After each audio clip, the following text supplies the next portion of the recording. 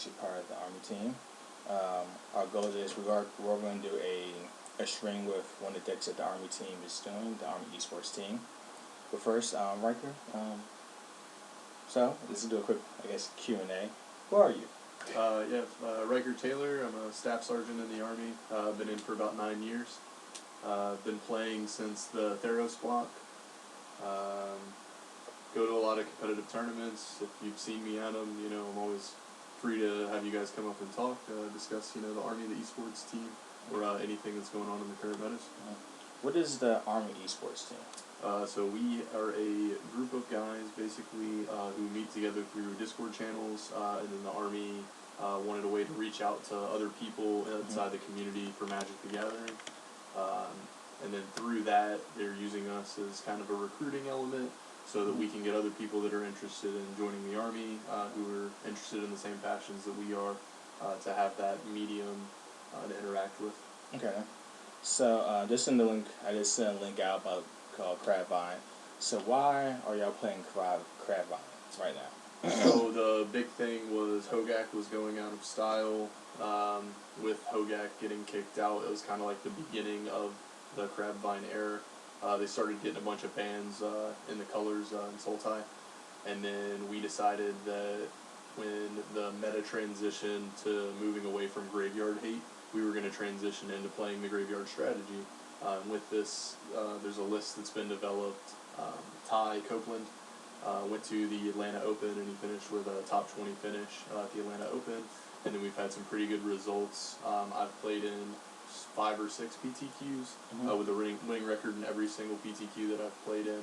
I just haven't been able to crack top 8 on one of those. But, we've had a lot of success with the deck and definitely a positive win percentage. Gotcha. Alright, trying to send this right here. Copy. Some people at this Facebook group that you said you know about. Yeah, so Guild of the Iron Lion. We do box breaks, so this is where I get a lot of my paper cards from for standard sets. So the way box breaks works is you basically buy into a color instead of buying into a box. So if I know that I'm going to play Ghoul Aggro in standard, for instance, I can buy into the red spots, I can buy into the green spots, and then every card that comes from those boxes I get to keep, and I don't have to pay to buy the entire box. I only pay for the colors that I want, rather than paying for everything. Okay then. So, you want to talk anything special about this deck right here? I think that there's a couple of key things about Carbvine that you should know before you get into the deck. The deck mulligans very, very aggressively, and the reason for that is because it's always an easy mulligan. So by that I mean if you open your starting hand and you've got 2 Creeping Chills and a Vengevine, for instance, it's not really something that you want to keep. You've only got 4 playable cards that you're trying to use anyways. The goal is to try and mill, this is like the thing that we talk about on the team, is try and get 10 cards in the graveyard by turn 2, and then if you have to mulligan down to 5, it's okay, because when you look at your hand and you see Prized Amalgams, or you see Narcomoebas, or Vengevines, or Creeping Chills, you can always pitch those back into the deck where you want them, instead of having them in your hand where they're a lot less playable. Gotcha. So, we're going to start this league. This is kind of like a tag team thing. One of the reasons why we do this is because as streaming, when you're so focused on the game and trying to entertain the chat, sometimes it's a little bit hard and then you make misplays. So here we go. I know since I have this expert here at Carbvine, I'm going to talk to him about some of the plays I need to do. I don't know about expert, just been playing it for a little bit.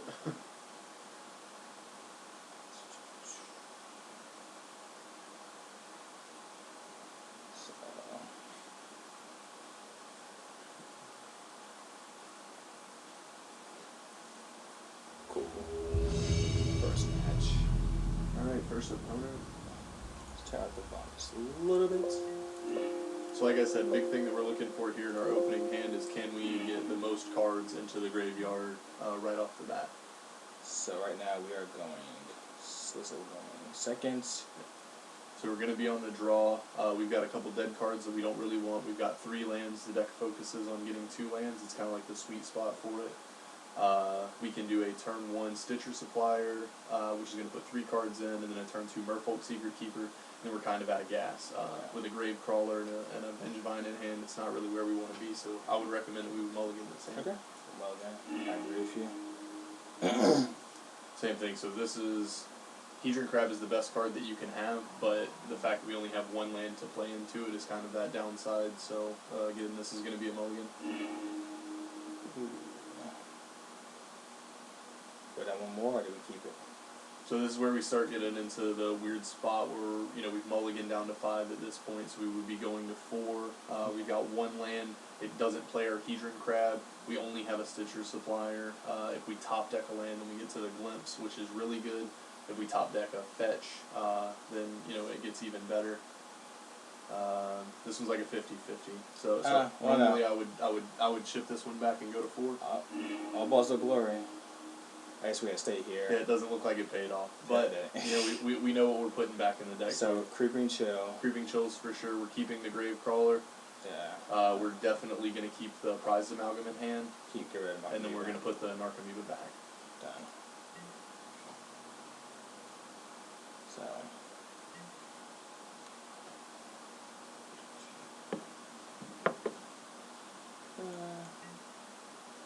What is our opponent on? Looks like blue-white control.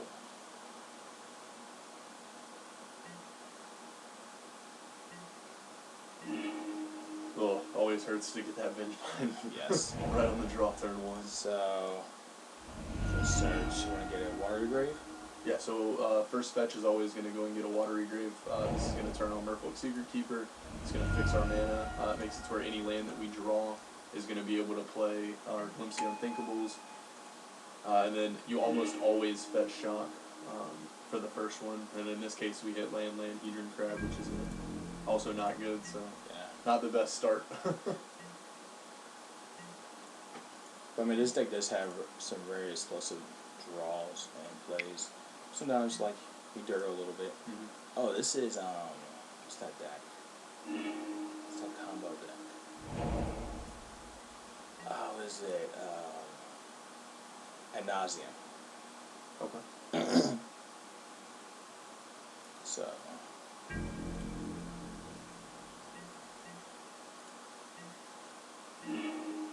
Not looking good. Well, Vengevine and Prized Amalgam, so. Getting kind of screwed. So play we're drawing the things. Yeah, we're going to play the Gravecrawler just to get it out there.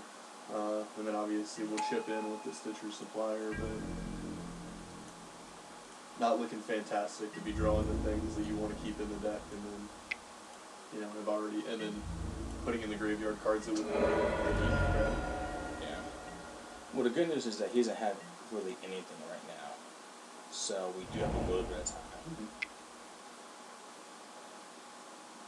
He's probably playing that enchantment. Yep. So basically, enchantment extends his life to. It takes infect damage. Wow. It's not our day. Yeah. It's only game 1, so. Those are breaks.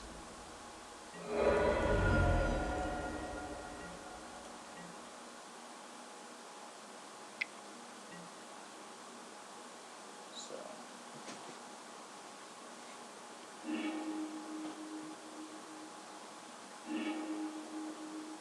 Yeah, so we got like a 3-turn clock now. Because our opponent is playing, he needs that mana to go off. He needs red. Oh, that kind of helps him right there. So it looks like our opponent's probably going to get the combo. So Merfolk Secretkeeper is a really good card. We're going to cast the Venture Deeper side in this portion, which is going to put another 4 cards in our graveyard. And then what's really cool about Merfolk Secretkeeper is it's a mill card, but it's also a creature card that you can cast to put your Vengevines from your graveyard back onto the battlefield from the second cast trigger. So hit a Narcomoeba here, so we're starting to get a little bit of value out of the graveyard. Not sure that we're going to be quick enough with the opponent looking like they're getting ready to combo, but yeah, I think another thing we can look into against this matchup is actually milling them, because they kill us by lands. But I mean, we'll see what happens here. Yeah, can't do anything to do this. It's the end of the turn. So.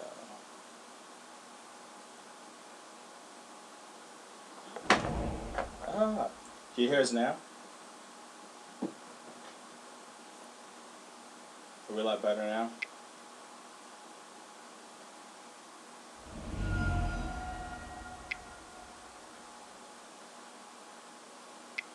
Yeah, I think our opponent's about to go off right now. There's the nauseam. Yep, and he draws his whole deck.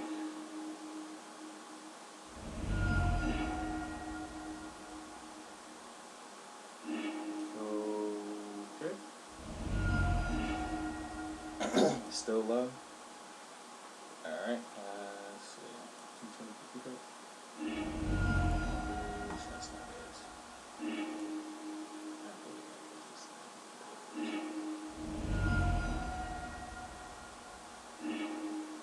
Yeah, we just moved the mic closer to us, so if it's still hard to hear, then we need to turn the pickup up.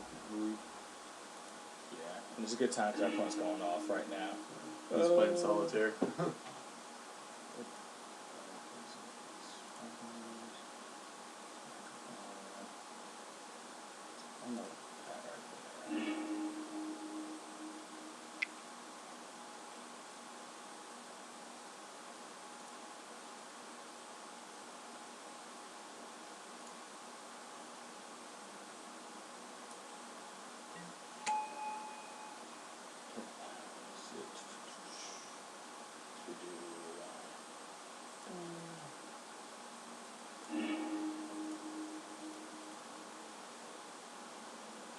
I think it's going to be in the actual settings. Maybe your computer settings, not in the mixer settings.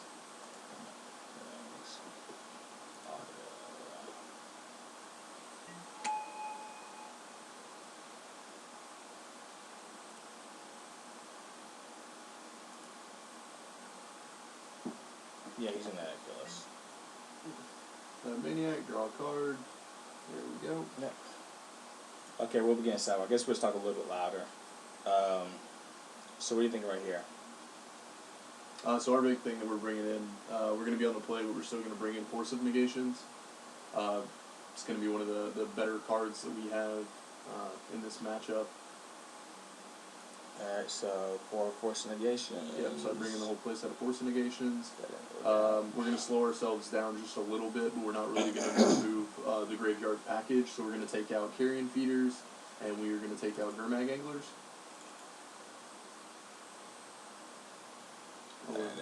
There we go. Okay.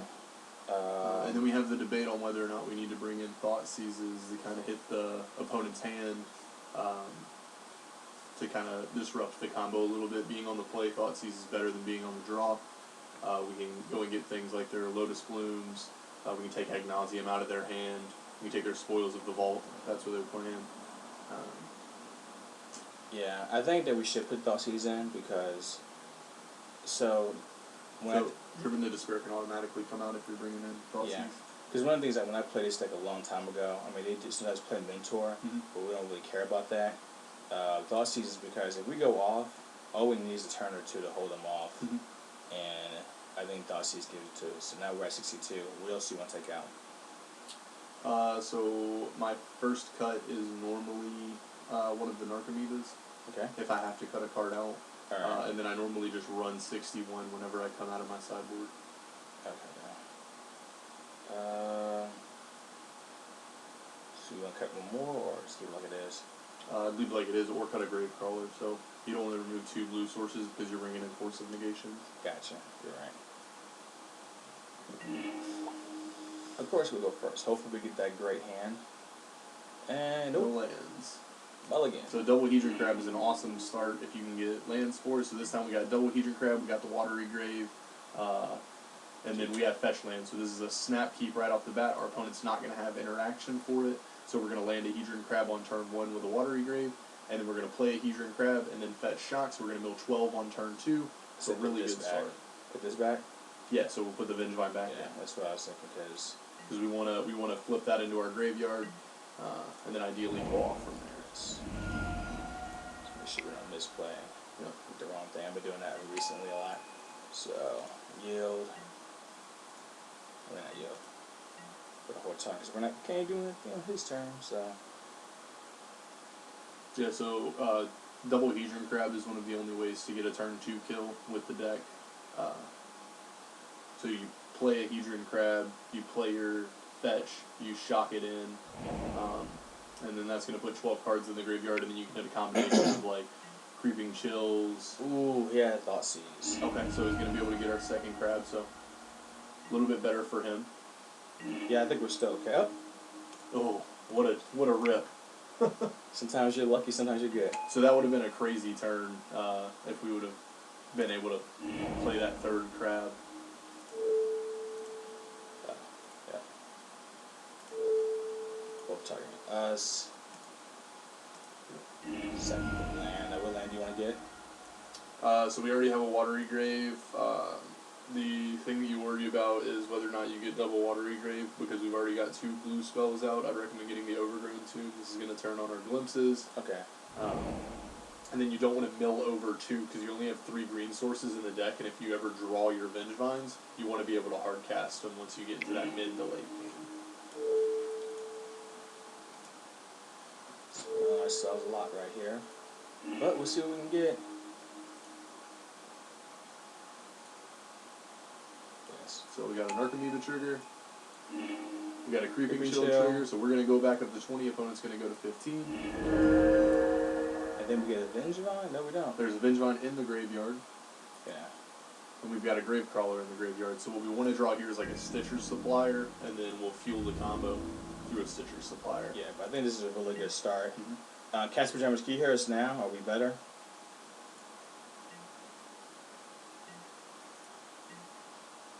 I think I want to buy another mic. This one's cracking out on me.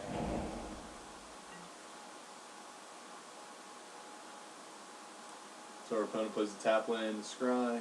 So we're really hoping to get a lot of value this turn. We've got fetch lands, so that's going to be good. Our opponent's not going to be doing anything to disrupt us. Okay, good.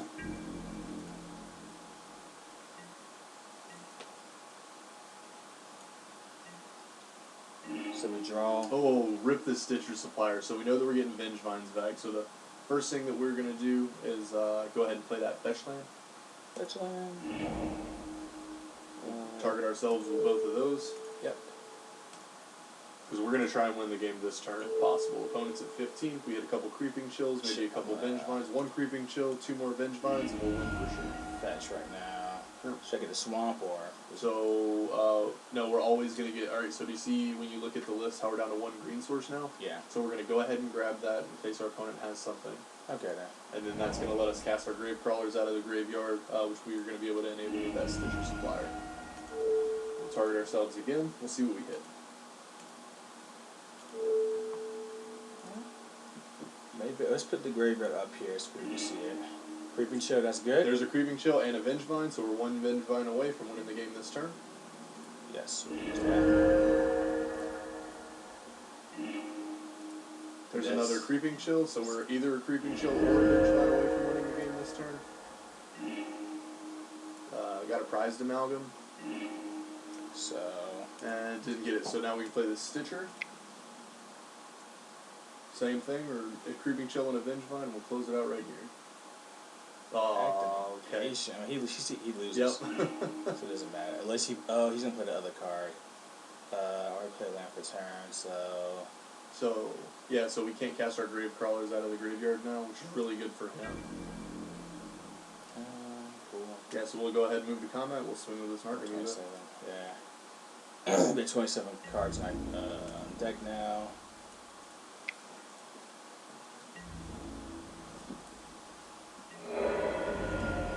So he's definitely going to get rid of this land right here.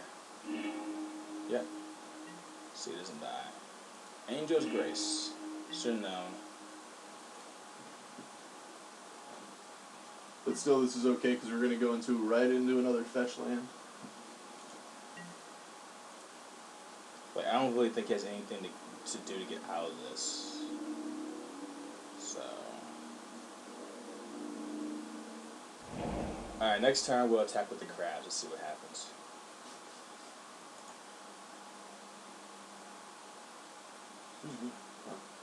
Just use it like this. You want me to hold it? I can hold it.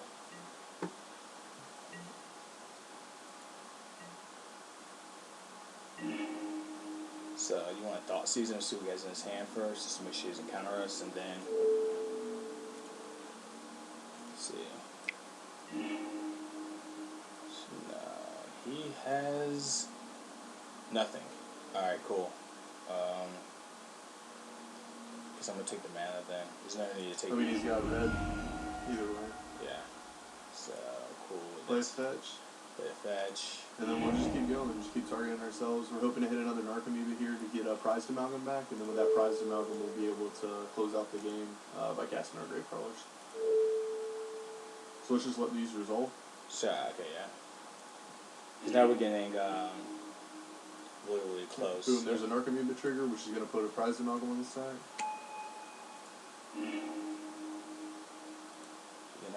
Nope. So at 20 cards, do you think we should fetch right here to go down more so we can cause more damage to him? Because I don't want him to blue land this card. So the reason that you don't is if your opponent does draw a way to answer the Prized Amalgam, you can fetch at his end step, and then or before his end step and his main 2, and then that's going to put the Prized Amalgam back on the battlefield at his end step. Okay. And then you're going to be able to cast your Gravecrawlers in response to that. So that's the reason to hold your fetch up here. Okay, then cool. Just because Casper Johns wants us to swing, so we'll do it.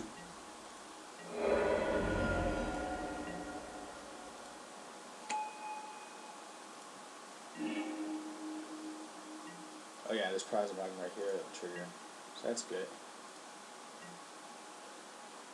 So at his end step, you'll get the second one back because they go in delayed triggers off of each other. How many Creeping Jills have we hit? We hit 3, darn it. But it doesn't matter because you'll be able to get your second Prized Amalgam is going to come out here. And then you should have 2 Gravecrawlers? Or you only have 1 Gravecrawler? I have a Gravecrawler right here. Yeah, but you need a second. That works. Well, the problem is that it's going to take us 2 turns to kill him. It's not. This right here. So cast your Glimpse. Okay. Do you know what this card does right here? I do. Okay, cool. So we're going to cast our Glimpse. And we're going to put another 10 cards in the graveyard. Alright. Boom, there's our Creeping Chill. Okay. Do we get a second Gravecrawler? We did, so now we'll fetch. Alright. Cards in library. 9. Alright, so we'll target the opponent with these. We'll get the Swamp. Swamp.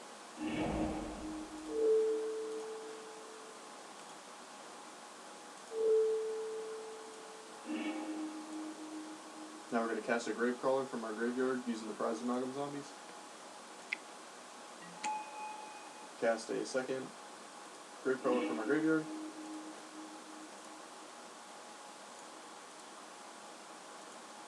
Is that a club? Yep.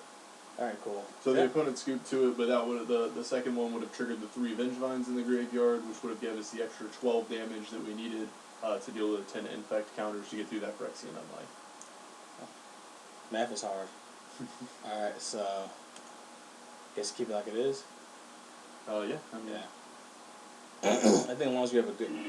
I think it's on us to win or lose. I feel like it's kind of like Tron in a sense. It's definitely Yeah, so this is definitely a mulligan. Vengevine. I like this. Yeah, so this is good.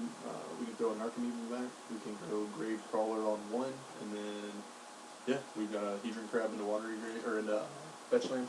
Yeah. On 2. So we'll do that. So okay, cool.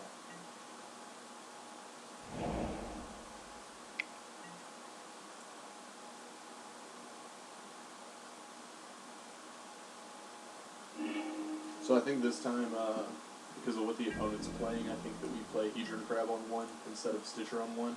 We get a little bit less value on turn 1, but oh gosh, Glimpse, that's a fantastic draw too. Yes, it is. So I think like the line of play right now is to do a Glimpse next turn, like play it, fetch. Play Fetch Shock, and then we'll Fetch Shock, and then what that does is if we get a Gravecrawler, then we can cast our Stitcher and then run Gravecrawler into our Vengevines, because we're putting 6 cards in the graveyard, or 9 cards in the graveyard, I'm sorry, or we have Glimpse that's left up. Yeah. But if we get Vengevines in the graveyard, we're trying to put that pressure on as early as we can. So. That's gonna be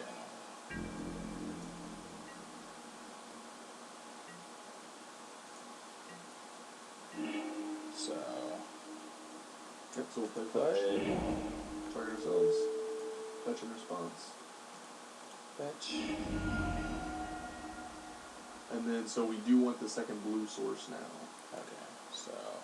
Yep, so we're going to go ahead and grab that Watery Grave. Why not Breeding Pool this one? So we want black in case we get Gravecrawlers. So hey, what's up, man?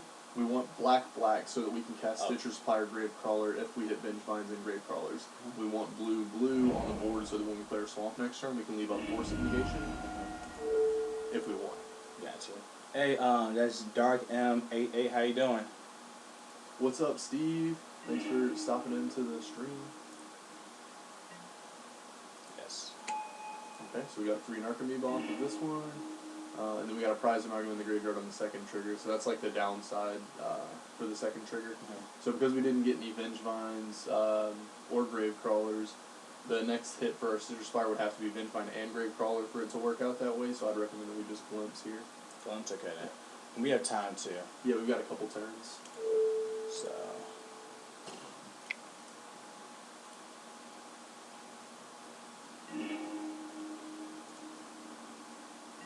Got another Narcomoeba. Narcomoeba's going to trigger Prized Amalgam. Put a Vengevine in the graveyard. So We've got a Gravecrawler, so we can go Stitcher Supplier and a Gravecrawler into Vengevines. We got 2 Vengevines, so next turn's going to be a pretty beefy one.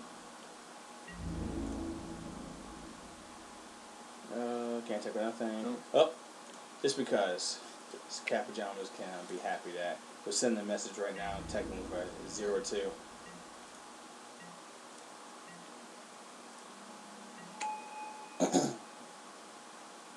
I wish I had a Thoughtseize. Yeah, just so you could clear it. Just to see what's in their hand. Yeah, but Thoughtseizes isn't really great versus them right now because they just Wish Claw after the Thoughtseize revolves.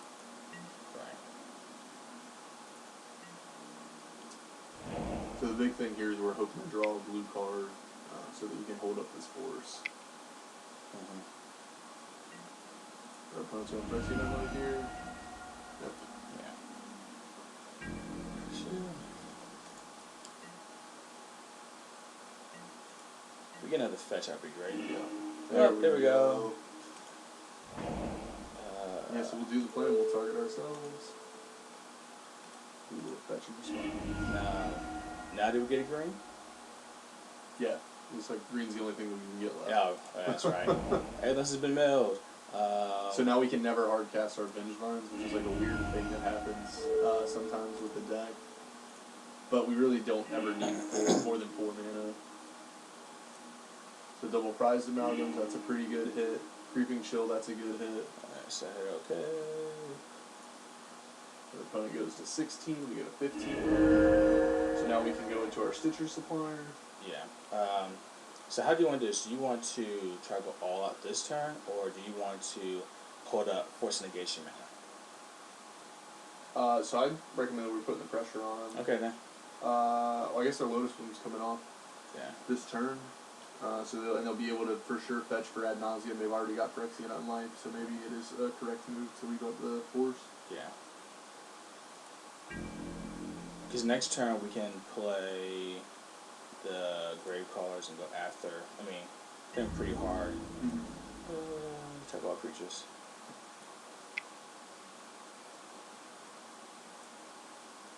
SEAL Team Sid, what's up? Hey, this is a good friend of mine. I met at Fort Benning. He's a good streamer. He does a lot of Destiny, so please stop by his chat. Good people. So the question is here, do we counter the Lotus? Or do we counter the ad nauseam whenever he blows it? So, it's a good question. So it puts him on 3 mana, 4 mana max if we counter the Lotus Bloom right here. Yeah. I think we let him pop it. Okay. So right now we're having a little bit of mic problems right now, so I gotta adjust my settings.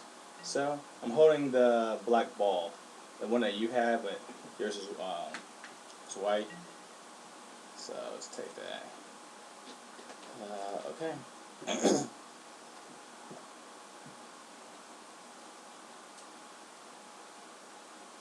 But hey, thanks for coming by, man. How's everything over overseas? Yeah, that's the next thing I'm gonna do. Actually, I get paid on the 1st.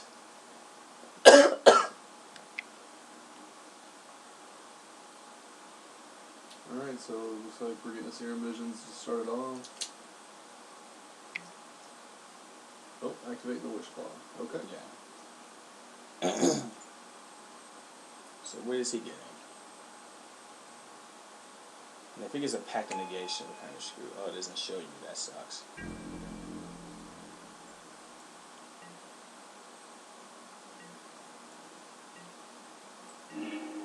Alright, so we drew the blue card, so this actually works out really well for us, because now, We can, on their turn, we can still pop that Force.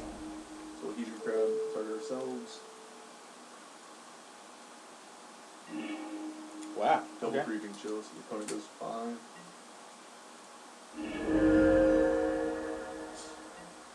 Looking good for us. So, place Digital Supplier now. Mm-hmm. So cool, place Digital Supplier. More mill. All lands. That's terrible. Now we cast a Gravecrawler out of our graveyard. Yep.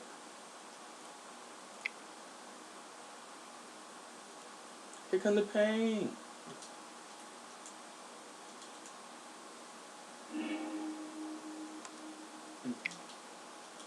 Okay. Now that's 8, 9, 10. I think we. Oh. We're gonna lose at instant speed. Yep. Because we cannot. Force on our turn. Nope. Yep, you're right. He was just looking for Angel Grace. Yeah, they do have an army team. He's actually on it. I'm trying to get on it, but they don't like me. I was joking around. But they also have an army streaming team too that I found out about. So our opponent right now is drawing his whole deck, and with nauseam, he has Correction in life, so he can't die. So I guess he's trying to go off right now. So the entire deck is drawn. The crazy thing about he doesn't have any mana to go off and do anything else. So unless he untaps. Yeah, but how does he untap for free? I mean, he untaps on his turn. I mean, I don't know what he's doing right now. It's kind of confusing.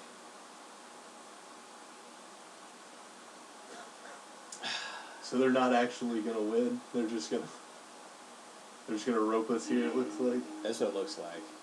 So they're exiling their Simian Spirit Guides.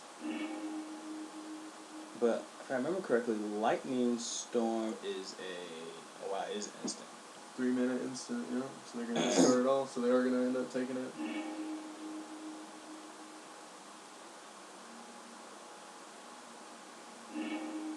So how many does he have? 1, 2, 3, 4. And 50 damage apiece.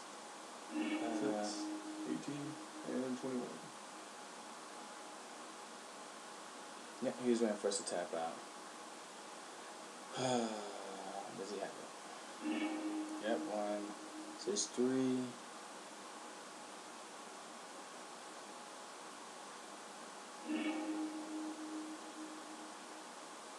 No, we can't cast the Force.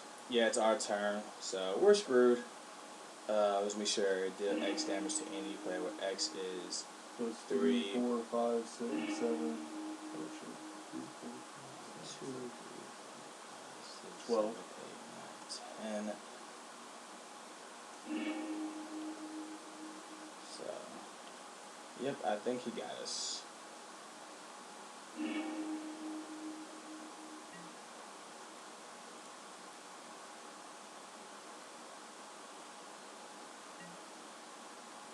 How much damage to do each trigger? Just to verify. Come on.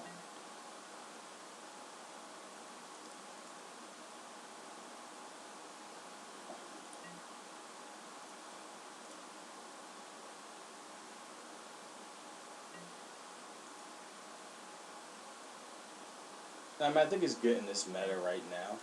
I think it's just annoying. And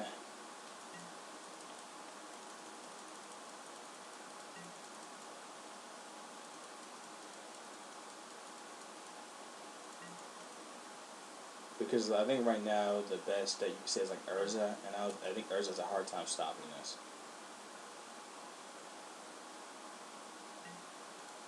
Yep, 22 damage. 25. Yeah. He got us. Did he have a... Yeah, he would. Okay. So he got us, so... Lost our first one. Let's... Play match again. Alright. That started off good for the army team. No, it's a tough break. Yeah, so these are a lot of the problems that struggles with. Is these like fast combo decks. Any of the fair matches, Carbvine like takes it away pretty substantially. I like this. Yeah, so this is a good hand. We've got a Watery Grave to play our Hedron Crab. We've got a Merfolk Secretkeeper that we're going to go with on 1 since we're going into the unknown. We don't want to get bolted with our Crab. This is another one be so salty. This man doesn't like him because he plays yours. So here I say we go ahead Watery Grave and then Venture Deeper.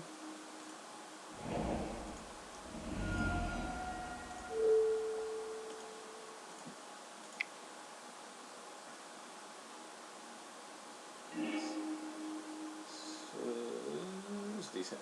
Yep, we got a Prized Amalgam in the graveyard. It's not terrible. Or Urza combo's quicker. Urza combo is, it's a weird matchup. I'd say that one's probably close to 50-50. It's just not as fast as...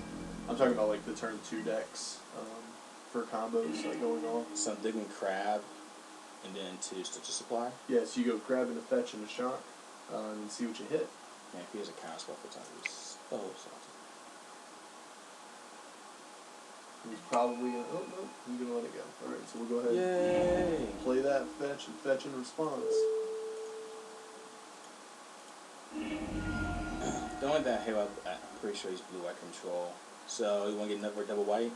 Or do we get Overgrown Tomb? That one doesn't matter either way. Alright, well, we have enough fetches, we get that.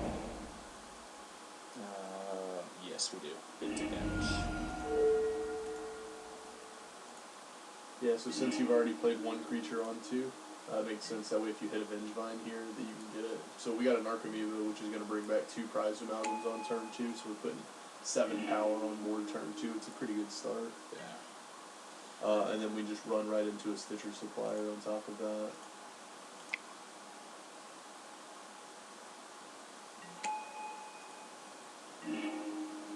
Creeping Chill. Creeping Chill, and we put a Vengevine in the graveyard. So next turn when we get our 3rd mana, we can hard cast an Narcomoeba and Gravecrawler to put that Vengevine on the battlefield as well, which is pretty sweet. Can't swing. Yep. Which is, since we can't really do anything. The good news about this deck is kind of like, sometimes it's like you're on autoplay.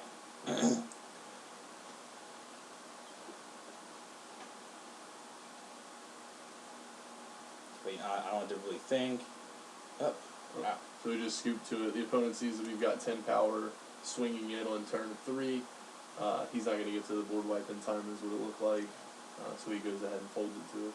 So, in this right here, I feel like we can protect our graveyard, so I like the Force of Negation. Yeah, so go ahead, my bad. I agree. Force of Negations are, in my opinion, good versus control, because you want to be able to stop those Supreme Verdicts. You want to be able to stop those board wipes. That's like the big thing, is being able to protect it. Because our opponent's playing white, we're also going to bring in Assassin's Trophies. So we do this to curb the rest in pieces that they most likely have in their sideboard because they are playing white. So we'll bring in Assassin's Trophies as well. And the Thoughtseizes? So we don't want to bring in that many cards. Okay. So like we're bringing in 7 cards for the matchup. Yeah, Force of Negation. We're definitely bringing those Yeah, in. Force of Negation is really good. Because we can also hit that rest in peace. So that's the big worry that we're really worried about is So that rest in peace that they have in their sideboard. So no, I feel like we should bring Assassin's Trophy in, so if it does, or Recipe does. Yeah. So we are going to bring in Assassin's Trophy. Give it this. Yeah. So Driven to Despair is really good in creature matchups. Not so good outside of them. You said one market. Cut a Narcomoeba. We'll cut the Carrion Feeder Gurmag Angler package again. Say it is so. And we're gonna go to 61. It's a really common thing that I do while I'm playing this deck. Some people disagree with it. I don't have an issue with going to 61. I'm putting a lot of cards in my graveyard anyways. So, what do you think about this? I mean, I think we could.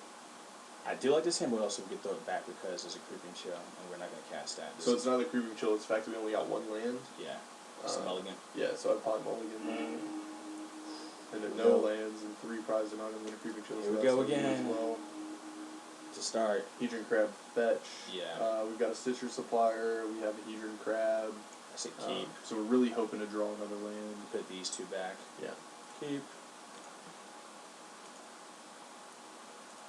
So while it's his turn, you want to do a plug for the army team again?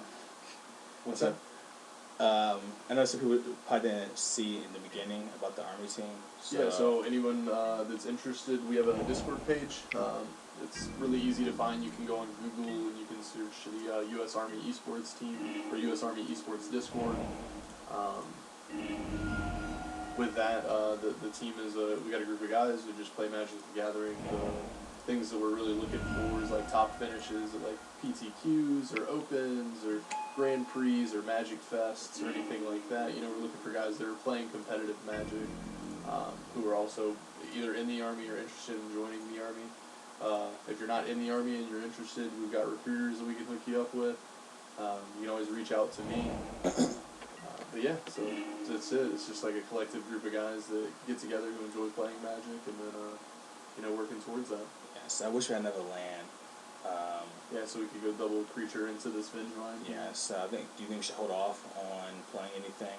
Oh, this is Esper. Wow, interesting. Yeah, so the Hedron Crab doesn't get any value without the next land. Yeah. If we draw the land, then it's got a ton of value. If we don't draw the land, it doesn't have any value anyways. And I feel like it's going to die if we just throw it out there. So I think we should just swing and just hold off. I don't think that's a wrong decision. I mean, there's different lines of play. I probably would have run out the Hedron Crab, just left that out there. Because if I draw the land, it's super good. So it's like, if I play the Hedron Crab and I draw the land, then I can play the Glimpse the following turn. But I really enjoy playing Crab off of my Watery Grave, fetch shocking into my fetch land, and then playing, another creature. I guess we run one of these out right now. Just so. Yeah, so I'll just run out the Crab. Okay. The fact that we're not getting any mana. So this baits them if they've got Path to Exile, because they want to remove Crab, right? And if they do remove Crab with a Path to Exile, we can go and get a basic Swamp, and then we can go Gravecrawler, which is going to turn into a Vengevine coming out onto the battlefield, which is going to increase our pots substantially.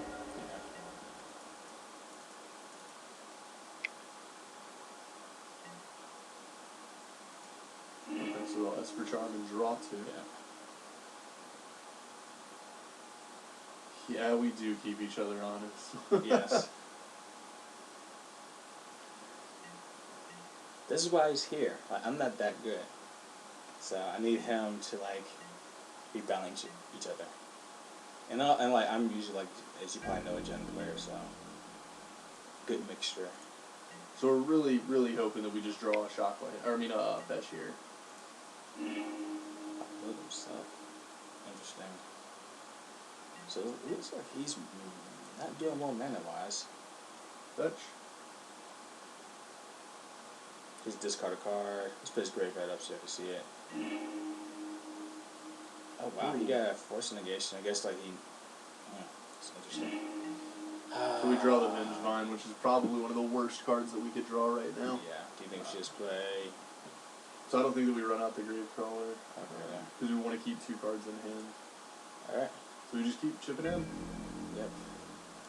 really unfortunate. Sometimes you get these, the deck only runs 19 lands.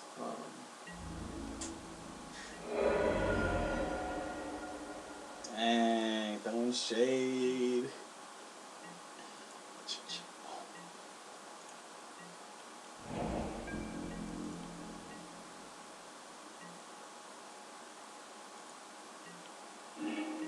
Yay, land. So. Alright, so we're going to shock it in. We're going to get an Hedron Crab trigger. Hopefully we get something good here. Creeping Chill. Creeping Chill, so that's an extra 3 damage. We're picking up the clock a little bit. And now we get to go Gravecrawler into a Vengevine. I can dig it. So even if he counterspells it, it doesn't really matter. Yeah, we don't care if they counter it. Because if he counters it, then you just cast that Gravecrawler from your graveyard, and then you get a Prized Amalgam trigger on top of it. So it's actually not beneficial for him to counter it. But this way, our Vengevine's going to come out, or Vengevine's going to trigger that Prized Amalgam. So I'm pretty sure he's trying to travel with the graveyard. Yep, got it. Sacrifice a creature. No. So this is the awkward moment. So if we sacrifice this, then we just lose 3 more cards. Mm-hmm. We're definitely gonna lose this Carbvine right here. So it's not mill, but like we don't have a land. So I would put the grave. I would take the Gravecrawler. I know that it's our most damage right now, but okay. Like we're getting a Gravecrawler still. You know, you definitely don't sack Crab. Right. So who's boss?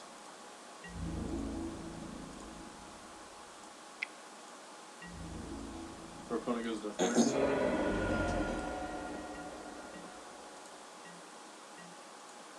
I feel like we're still playing in a really awkward position though. So the problem now is that they get to, you know, Cryptic, bounce Mystic Sanctuary, and essentially lock us out of the game. Keep that loop going.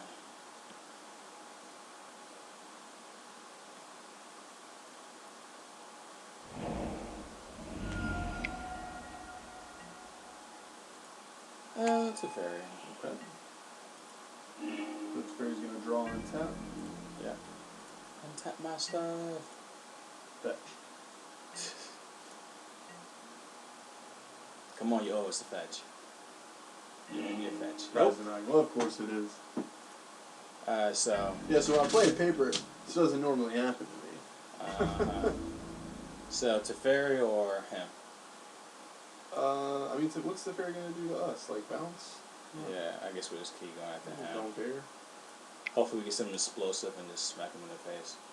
He's slipped down he's gonna die. You can feel it. The bones, no, I guess not. So the opponent goes to 7. So.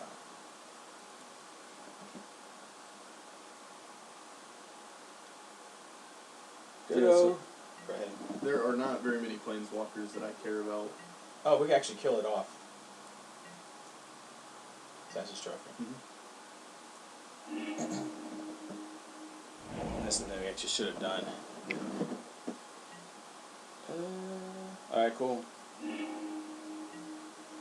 So destroy, we're gonna get some creatures in the graveyard. Narcomoeba trigger. Yeah. Vengevine in the graveyard. Really wish we had a Prized Amalgam there so we can get that Gravecrawler back. So I think we destroy this. End step, I said, yeah, we go ahead and pop. And then next turn we just do a Glimpse the Unthinkable. Which we could have did a while back, actually looking back at it.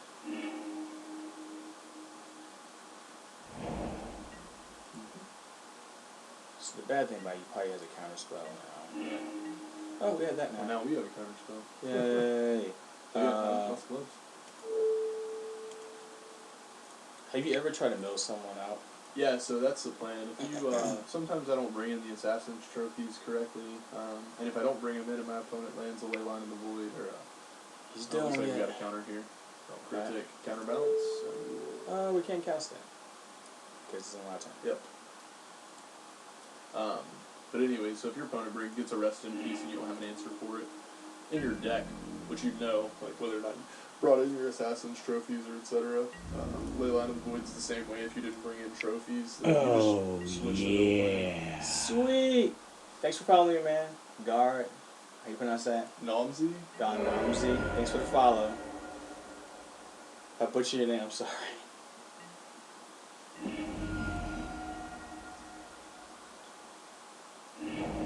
The opponent's getting all the fetch lands, which is really good for them. Now they can go on the... Oh, he's going to get Supreme Verdict back? Yeah. That'd be fun right now if we can build him, but oh well.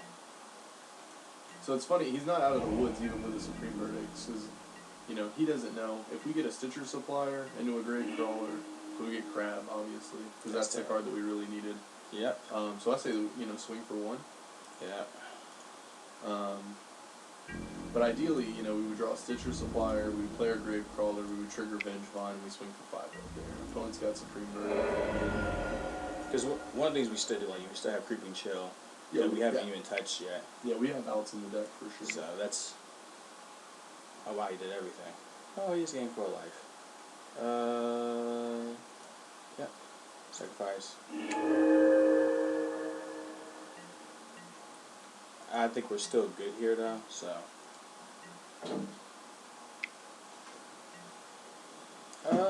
you want to get rid of this? Yeah. Yeah. Whoa. That's how we are. Kind of slow that. I think we get rid of Pies. Yep.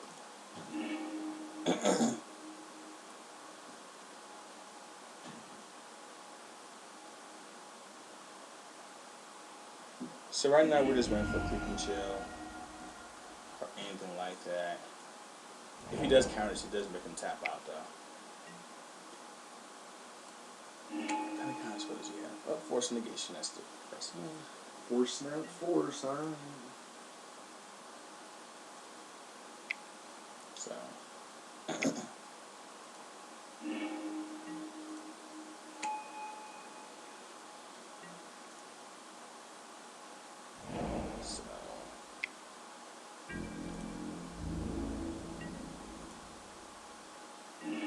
Hey. He's tapped out, so he's gonna go for the Gusto.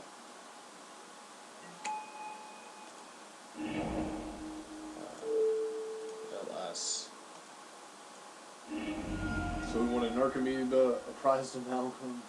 Everything. So does it really matter to take damage right now? No, it doesn't. Alright, so we'll just get Can I just get the Overgrown Tomb? Overgrown Tomb, okay.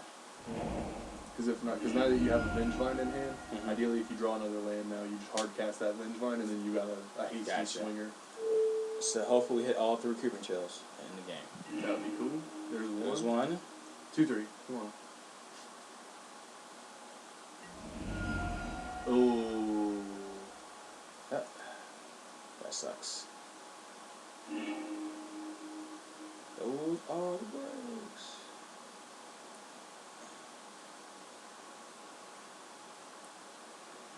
Who is this right here? Oh. Oh. That's what's up. There's people at the GG Gamers Guild. Yep. Good shop in Fayetteville. Yes, where are you? Who is Squatchy?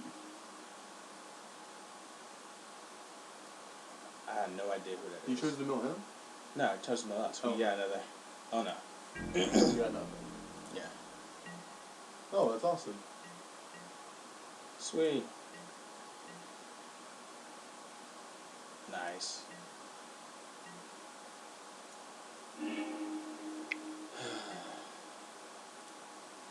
Now we want to draw cards, which doesn't really matter. So the only thing we can hope, I'm not really hoping, but playing against blue, playing against decks like this, the kind of smash we're not like fire, ammo. So I think hopefully that's what we're hoping for right now. And just play Prized Amalgam. I mean, we can play Prized Amalgam, or we can attempt to Assassin's Trophy the Flyer, and then set the opponent down at 4, which puts him on the 1 turn clock for the Vengevine. Those are like the 2 options, but... I'll play this guy. Yeah. Because if we counter spells, it's like, alright, cool. Yeah, it goes to the graveyard. That's the good part about the deck. You're going to start the loop. That P does. They say he plays Jace.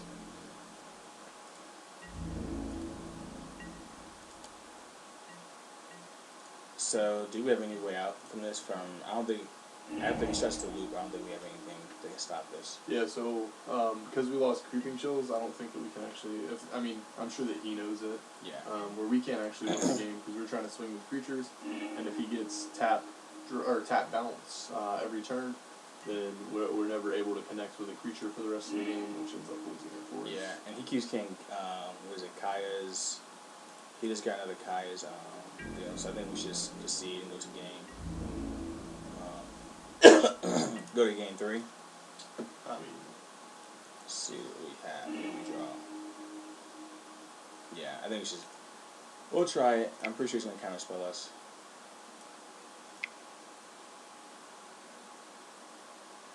Because that's what I would do.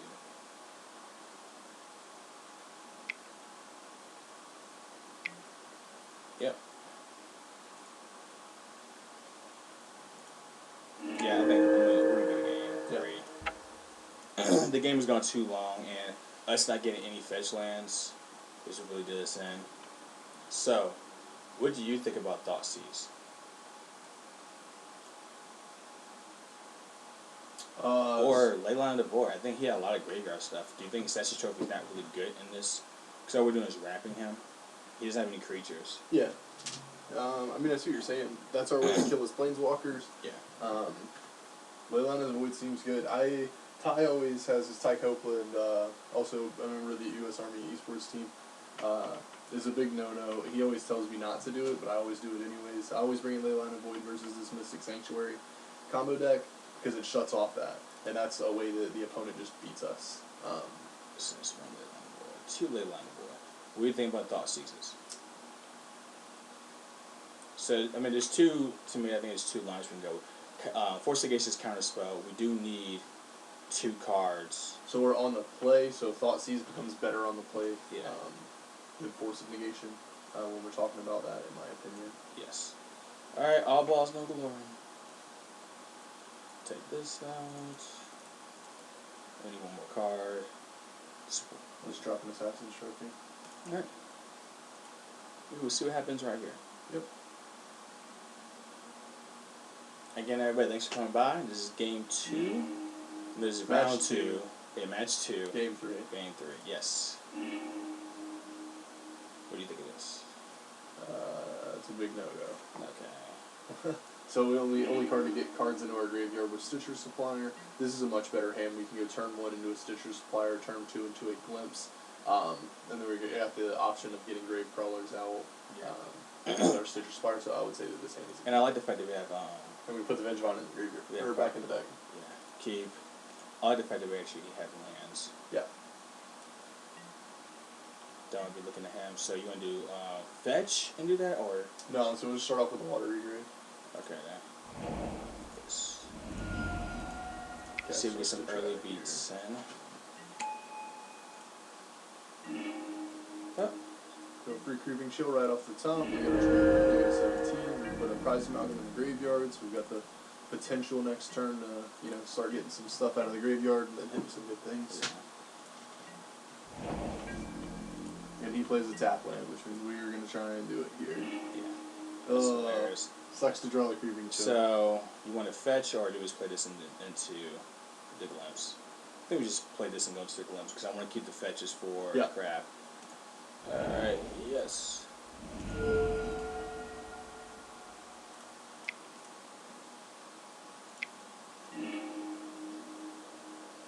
And nothing happened. We milled all the Merfolks. Yeah, so that's a real disappointing hit. That sucked. Yeah.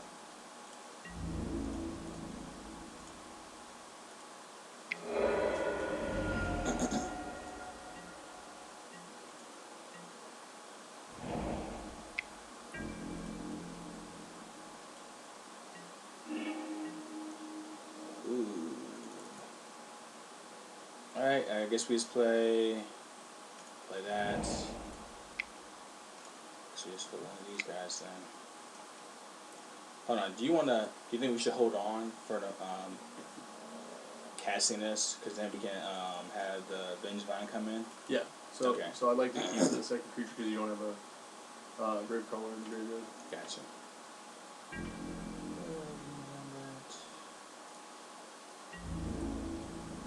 All we need is 15 more turns and we're good.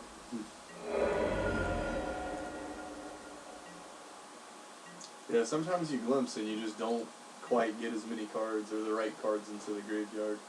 I've gone like 30 cards deep in tournament and just had Merfolk Secretkeepers and Hedron Crabs and fetch lands and Prized Amalgams, but no Gravecrawlers or Stitcher Suppliers to do anything with. And it's like just the variance of the deck.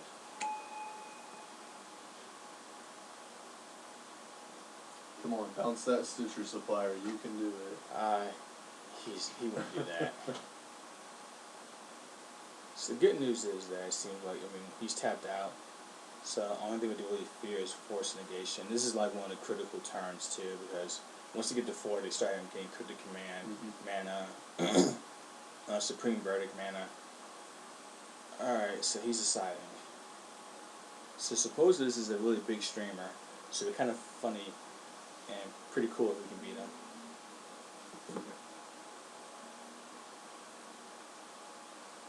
And what is our opponent going to do?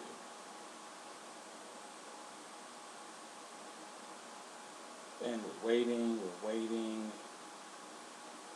It would be funny if he was actually streaming right now.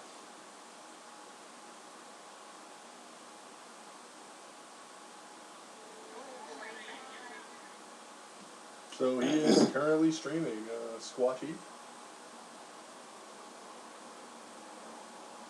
Steve! What's up? You know Steve? Which Steve? This is Steve. Yeah, Dark Hand Made 8 is Steve. Oh, okay. What's up, Steve? How you doing? No, of course. Alright, so at least this way, so we can fetch Shock and then cast 2 Narcomoebas, which is going to trigger a Vengevine, which is going to trigger a Prized Amalgam, so that looks like the line that we are going to do. Yeah. I feel like that Watery Grave. Bones. Yes.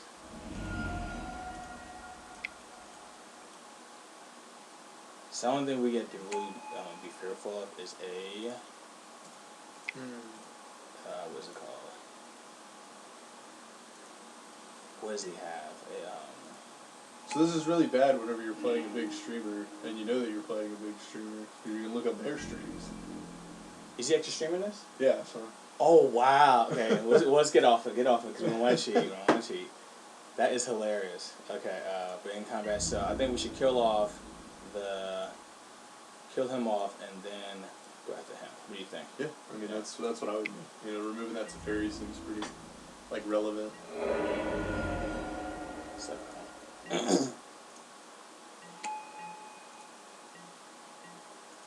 So if they board wipe or something, he does not. So we've got 10 power right now. It's got to be out. It's okay, because he does that. That still triggers. What do we get? Great problem. So we just need another. Oh, we're in business. Yep. So this is really good for us.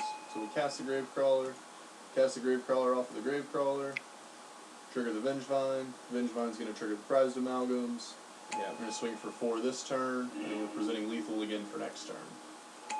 Yep. So that's done. Let's see.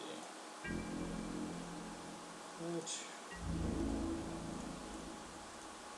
Opponent goes to 6. Yep. And then, of course, we're going to get our Prized Amalgam triggered instead. Or double Prized Amalgam triggered now instead. So even with this, we're still putting him in a really bad position. He doesn't have Cryptic Command mana up. So.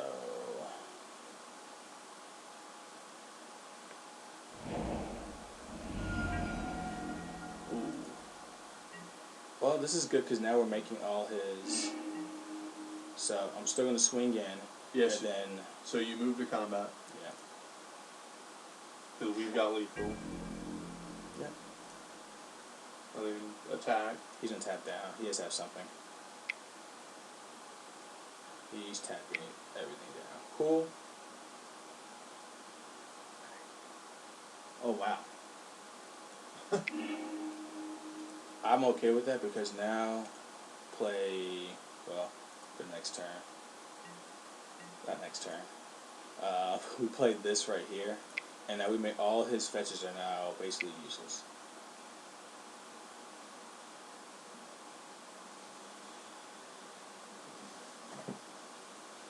Now, do you think it would have been smart to actually play the... Well, no, so you want to keep the Stitcher. You always want to keep the Stitcher because you have Gravecrawlers that are out there. So if you board wipes, you can go Stitcher and a Gravecrawler and a Gravecrawler. Gotcha. Alright, so he counterspelled that. It's cool. I mean, I feel like our opponent's running out of fuel right now. He just Force of Negated the Creeping Chill, which is cool because now you can't Surge Pull it. And... oh, wow. That sucked. Alright. Looks like we got it. Yay! So, super cool. That's how you beat a real streamer. Ouch! Cutting deep right here. Alright, so 1-1 with Carbvine. So, I like this, but I don't think you're going to like it. But we do have 2 Glimpse the Unthinkables.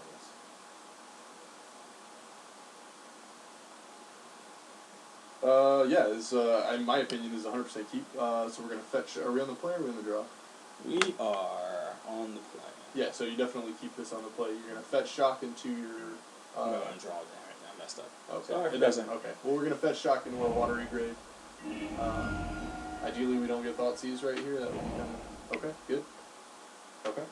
What in the world is So they're showing blue, so I say that we run out this Hedron Crab. And then we go, hopefully we draw a fetch land, and then we can fetch shock. And then if we don't, then we've still got the swamp, we can still glimpse for 10 more cards. Oh, got it. Oh, perfect. So, yep, so we're going to play one of them, we'll fetch shock. good match. And then now, because we know that we have the glimpse for the following turn, we're going to go ahead and run out the crab. So next turn is about to be explosive. Yeah, so next turn should be 16 cards in the graveyard on turn 2, which is one of the best plays you can get. Unless we draw the Hedron Crab, which is still pretty good. He's got the lightning bolt? No, he plays this thing tapped. So, play fetch. Target ourselves. Fetch and shock in response. we're going to go for this right here, right? Yep. Excuse me. Ancient Grudge. Let's see what the first one is. Sugar. Creeping Chill. Creeping Chill. Yes. Second one. Nothing. Stitchers. Alright, so we'll go another 10 cards deep. What do 5 fingers say to the face? It depends what we get right here. Oh no! Feeling myself too. Alright, well, cool. We are going to send a crab over. This could be business. It's the only thing I'm scared of. This could be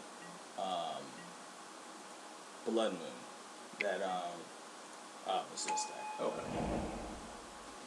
So we're not super worried. We are, the only thing that we're really worried about is them having another, oh no, we drew another glimpse. That's tight. So let's try to glimpse.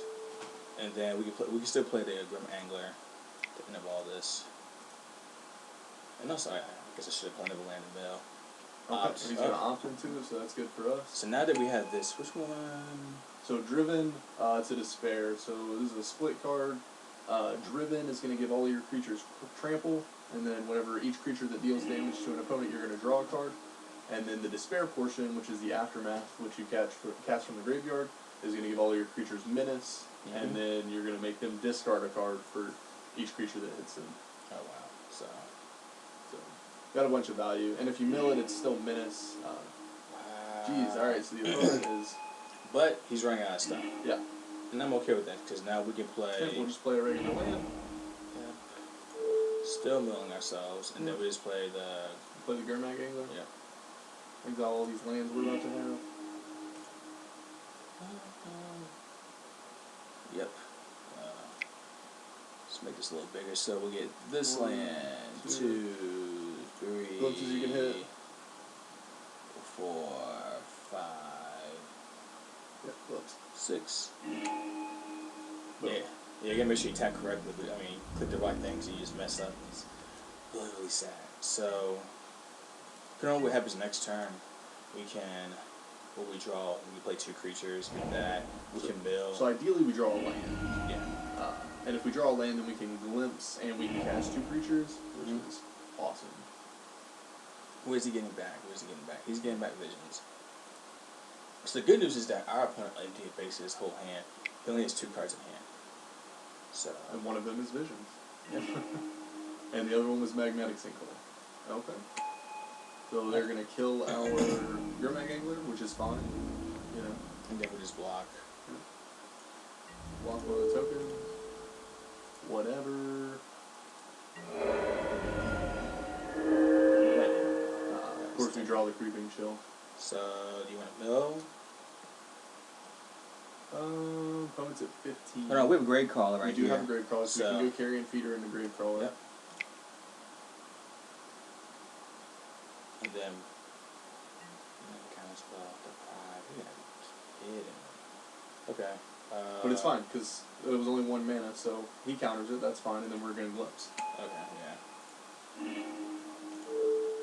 I want to mill him, but he's not already too high. He's only got 1 card in hand, so it can't be Force, so this one is getting through. We got double Narcomoebas, and we got Prized Amalgam, which means next turn we're going to be able to cast our Gravecrawlers. Yeah. We got double Vengevines in the graveyard, so... Because I don't think he has his, what is it? A certain visions on top, so I don't think he's going to really have anything.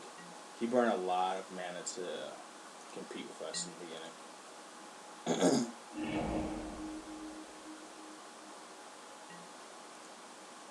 Yep, he's now starting to dig, because he is running low. Okay. So we're fine with this. This is a good situation for us.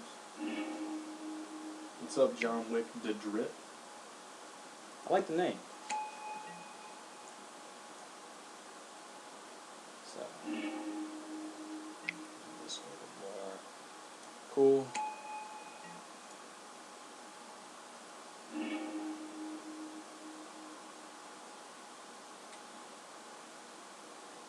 So, what is he going to do? He's going to try not to lose. Clearly. I was about to say, if he streams with that, sure. So, should we block this or not? I mean, you can trade up with him. It's not a huge deal either way. The card that's going to win you the game here is going to be that Driven to Despair, because we're going to get all of our creatures back. We're going to get huge triggers on them, and then we're going to cast Driven to Despair. We're going to get all of them Trample and Menace, so he's not going to be able to effectively block with his tokens. You're going to get him for a lot more damage than he's expecting. So, that we cast. Let's put our grave up here. Well, it went away. So, cast that. Yeah, so we cast the Gravecrawler, which is cool. So, actually, first you should have ventured deeper in case we put another Prized Amalgam in the graveyard. Hopefully this hits another Vengevine. Oh, we got 2 more Vengevines. That's perfect. Oh, okay. Cast it, right? Yeah. Yeah, that's fine. But I say, like, Gravecrawler. Boom, we get 4 Vengevines out. But I said, this is like the pretty simple part of the game right here. Yeah, put the opponent to the test. So next turn, same thing. We're hoping to get that green mana source. If we haven't milled one yet, I know that we exiled the Overgrown Tomb. We have exiled only 1 Overgrown Tomb. So we've still got a Breeding Pool and an Overgrown Tomb in the deck. So a fetch or either of those 2 would let us Driven and Despair next turn, which would close out the game for sure. So all out. Yeah, absolutely. Don't swing with your Future Crab. And that Prized Amalgam. Keep these. Nope, swing with the Prized Amalgam. Alright. Because we don't care. He's not going to kill us this turn. He's not going to cast 13 spells. Or...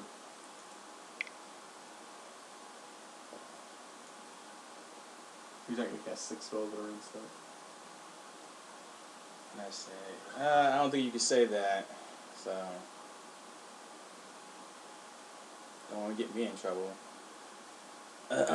For everyone who's stopping by, we are in match 3, game 1, playing Carbvine. And hopefully our opponent does something dumb here. Then blocks out, sacrifices all of his tokens, or is he just going to jump? Well, I mean, he has to be able to do 13 damage. There's 2, 3, 4, 5, 6, 7. Yeah, so he's got to get 6 more. But he's got 0 cards in hand, so Bolt doesn't do it.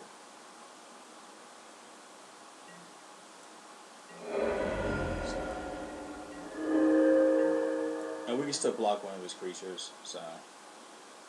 Because right now. So we have to block one of them. Yeah, so Hedron Crab's going to block one.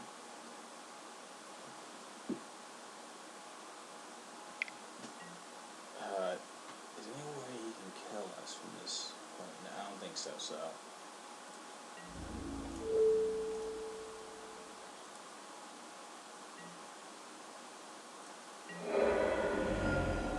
Yeah, he can't do 9 damage to us right now. Yeah, it is game. Yeah. Do I have any more of these guys? No, I do not. So you can cast 2 creatures still. Oh, yeah. Because you have an adventure. Merfolk Secretkeeper, which is relevant, right? So you cast your Narcomoeba. And then you're going to cast your Merfolk Secretkeeper.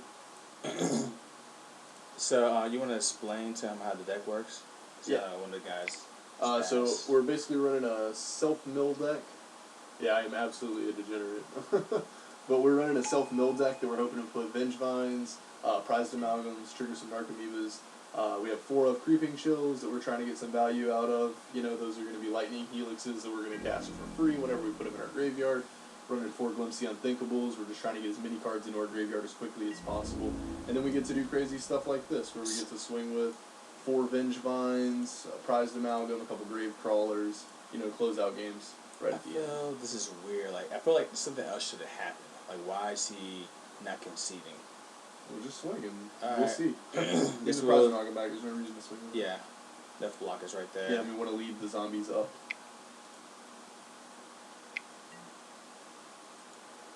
That was the reason why. It had to be something. It didn't seem right. Because now we have at least enough blockers to hold off. Because even if he blocks 2, he needs to block. He needs to get rid of all of these.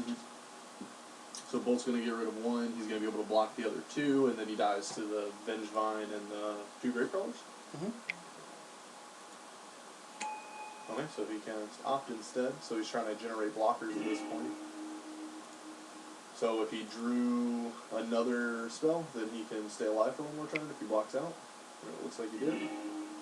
Oh, Magmatic Sinkhole, so that's a good one for him. Yeah, it's a similar style to Dredge without the Dredge mechanic itself. So yeah, it looks like he's going to be able to block, block, block. And then put us to the test once again. Yeah, but like right now he's not in a good place. Yeah. If we draw a land, we don't draw a land. If we draw a green source, we win for sure. Yeah. And he scores. So he must have drawn a land there. And if like he's using like a lightning bolt or anything like that, there's nothing to get him out except for a cryptic command. Yeah. So I do like Fatal Push. I like Fatal Push to get rid of Peasy. Cause that guy's annoying. Yeah. Let's do this right and not start acting like a noob. Then so take out. So what's you gonna bring in? Is that it? Yeah, so I would just bring in Fatal Pushes. Yeah, I like this card right here. Yeah, so it's really good in these creature matchups. That's where Driven to Despair really like sees its main value. You need Narcomoeba and 1 Gurmag Angler? Yeah, I'd take out both Gurmag Anglers. Okay. I like Gurmag Angler. Yeah, but so your big creatures just get chump blocked. So the reason the Vengevines and Prized Amalgams are good is because they keep getting to come back from the graveyard when they get chump blocked. So if he kills 1, it doesn't really matter. Your Gurmag Angler, if it gets chump blocked or if it gets killed, you're not getting it back. It's not really that good. Gotcha. Let's see. Oh, I hit the wrong button. Alright, well, guess we're going to see how this one plays out. Yeah. We have 1 way to mill. Hopefully that gets there. Drew the Narcomoeba. Hit the wrong button.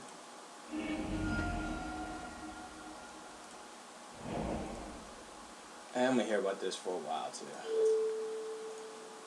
It's alright, maybe we'll have one of these crazy. So sometimes I get these really crazy where I get like 3 Prized Amalgams and a...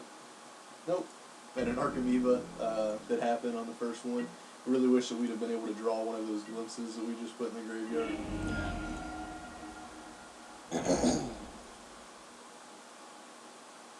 Magic is hard. And I was actually trying to play slow too, so I don't misclick, but here we are. So hopefully he plays land here and then runs out Young Pyromancer. Nope, he's gonna punt one. Thanks for marking it. It happened at 1 hour and 20 minutes. Keep the count. Hey, we really lost. I don't think that's the first one that we've done tonight. Well, the other ones were like not really sketchy, but like there was like a way to we were able to defend it. That one was just a punt for me.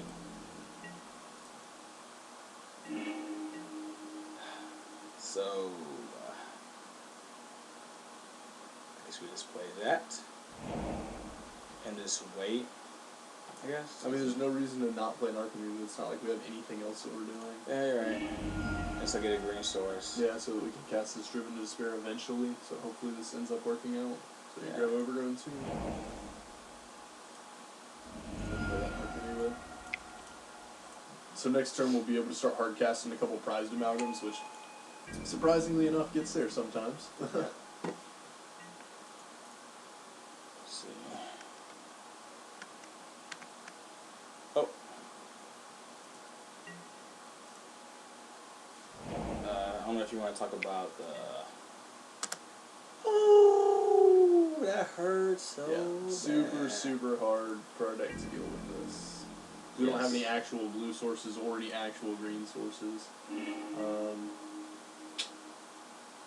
Alright. So it sucks. Hopefully we got 18 turns to get this Narcomoeba in. So what Reggie just tagged down there at the bottom is a Facebook page. It's for Guild of the Iron Lion. They're out of Colorado. And what I use them for is they do these things called box breaks. And the box breaks that they do is basically is how I get my standard cards. So whatever colors I want to play in, basically what they do is they take those cards from those sets, and then you get to pick the colors from them. You pay for a portion of the box instead of the entire box. So I want to play Ghoul Aggro, so I'll buy the greens and the reds, and then I get all the green and red cards that come out of the box. So it's a pretty cool way to get your standard collection built up for decks that you want without necessarily having to go out and buy the whole thing.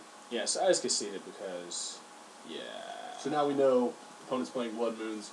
We're bringing in all 4 Force of Negations. Yes. I guess we don't really worry about the creatures. Yep. Because our creatures are better than his. Yep. And what else should we take out? Cut a Carrion Feeder. Oh, yeah. Okay. Like I said, that was Guild of the Iron Lion.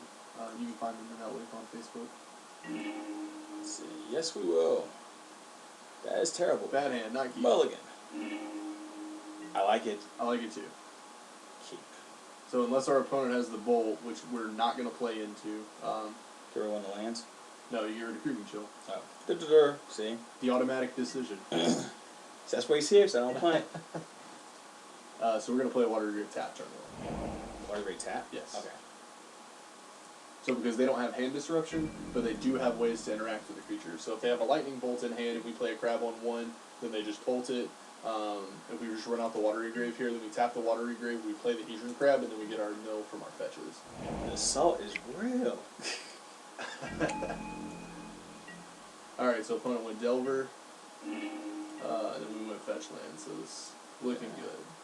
So we play play Hedron Crab first, and play our Fetch Land into it, and then whatever fetch we get, we're going to get shocked, because we're not going to get shocked, because we can't cast Gravecrawlers out of our graveyard this turn. So, let's do Overgrown Tomb. Sure. No. Now I was looking at our friend telling me that I punted. Yeah, you're right, I do need a little assistance on that. So we got a Vengevine and a Prized Amalgam, Yeah. so not super great hits there, not terrible. So I do feel like we need to get a... Does Delver flip? Nope. I feel like we need to get a Swamp. Because I don't want to get blown again. So, we need to get a Swamp now? Yeah, it doesn't matter. Our color, so all of our colors are fixed at this point when we draw that ring. So we can get a swamp here, it's not an issue. Gotcha.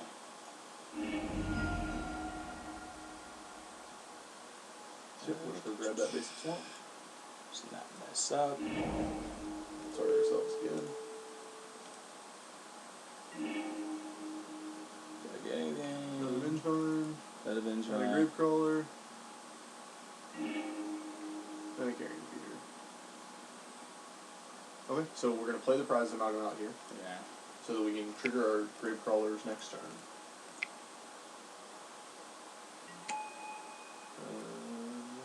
Yeah, I hope it doesn't have any graveyard I hate right now.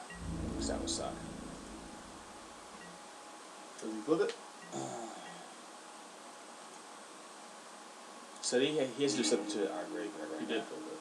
Darn it. I'm going to reveal Mystical Dispute. Okay. So he's got a counter.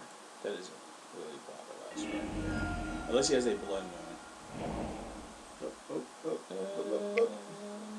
Or in our graveyard. Yep. It's pretty good.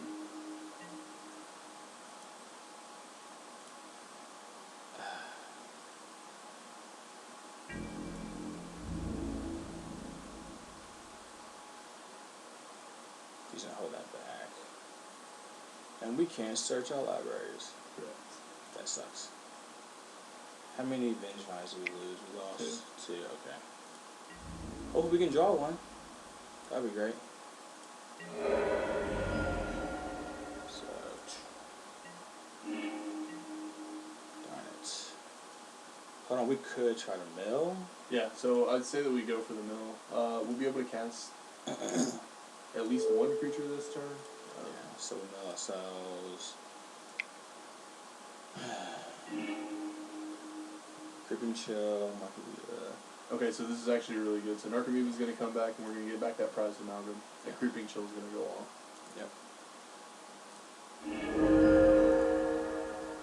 And then what we're going to do is we're going to cast that Gravecrawler, or I'm sorry, we're going to play a Shockland. Yeah. See this. So we're going to play Breeding Pool untapped. And then we'll shock him. Nope, shock. You want to pay 2 life for it, so that you can cast... Alright, so if we hit another Vengevine here, you want to be able to cast Merfolk Secretkeeper and Gravecrawler. Okay. So but he's gonna hit our graveyard this turn. Huh? Or next turn he's gonna hit our graveyard. It's next turn, we'll get the Vengevine back this turn. Oh, okay. Yeah, so if we hit a Gravecrawler, or a Vengevine right here, which would be ideal. All balls on board. And alright, we had 2 Gravecrawlers. Okay, so we'll just cast both Gravecrawlers. I'm pretty sure you can't really deal with that, so... Okay, that was on the stack. Type that. Cool. And what is his tick down? Is it a -2 or -1? It's a -1, so I was going to swing with it with... Yeah, so hit it with Prized Amalgam. Yep.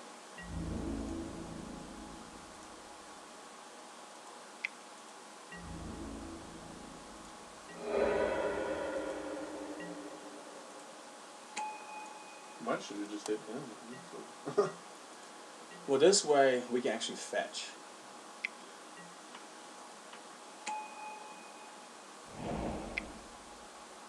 He'll hit our graveyard, that's cool. I'm okay with that. Well, he's not going to. Oh. Yep. Do we ain't lose any more Nope. Vengevine, so we're jet. We didn't care about it either. Yeah. So we're positioned really well right now. So we're able to... Oh, that's perfect. So, I'm going to play land. So, play it. I think we better come out of the... We got a land to get. We do. Yes, we do.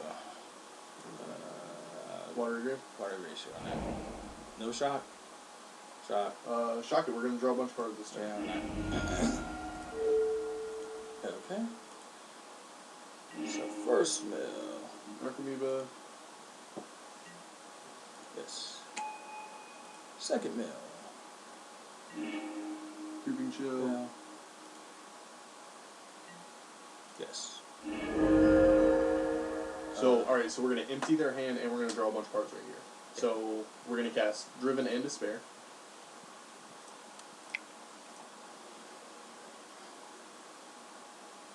This card is so evil. Yeah, so we're gonna draw a bunch, and they're gonna discard their Like, hand. even if he counterspells it, he still loses. Like it, he's losing a lot. Well, he's only got 4 cards in hand, and you're gonna hit 4 cards. So then cast it again, right? Yep. Cool. Because right now we've got all the value. I'm just over. trying to empty his hand. He's gonna go ahead and scoop for this. Sweet. Yeah. So Driven Despair, one of super good card, especially in matchups where your opponent's gonna be playing creatures, and that's gonna demonstrate it right there. So we were gonna give all of our creatures Trample and Menace. We were gonna draw a card for each one that connected with the opponent. They were gonna discard a card for each one that hit the opponent. So they were gonna discard their hand. So that's the reason that we run the one of Driven to Despair. Sweet. So doing pretty good. We've been hovering around that 10 viewer mark the whole time. That's pretty good. Yeah. Just doing that. Right on the time. Just doing uploads to YouTube. We're gonna do it. Yes, we'll go first. Ooh, don't like this at all. I like it, but I don't. So because we don't have blue mana, we're gonna snap keep. I like it. Yeah. Go back one of the lands because we only need 2 anyways. Yeah. Right. I mean, realistically, it's put back one of the lands or the Carrion Feeder. But the combo with Carrion Feeder and Stitcher Supplier is that you can play the Carrion Feeder, sack the Stitcher Supplier to the Carrion Feeder, so that's a really good line as well. I like this. And we're going first too, so. I said, keep, throw back that land, done. So, Watery Grave, this is actually a pretty fun deck. And actually pretty resilient to graveyard hate. Watery Grave. Into the unknown. So we'll go Watery Grave and then we'll venture deeper. Okay then. Because we're trying to get as many cards as early as we can. Yeah, you're right. And we don't want to cast creatures in case we get Vengevines, because next turn we want to have the ability to cast 2 creatures. Oh wow. That's pretty good. So turn 1, 3 damage to them, we'll go back up to 20. And we'll get an arc. And then we got some middle 2 lands, so that's good.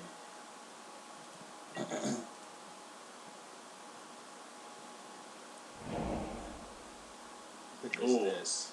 Oh, this is... Is it Ponza? Because we might want to keep that other land. I hope it's not Ponza. So, I feel like we have to fetch and get a if it's Ponza, I think we should get a Swamp, just because I don't feel like getting, like, destroyed like that. But then, what do you think?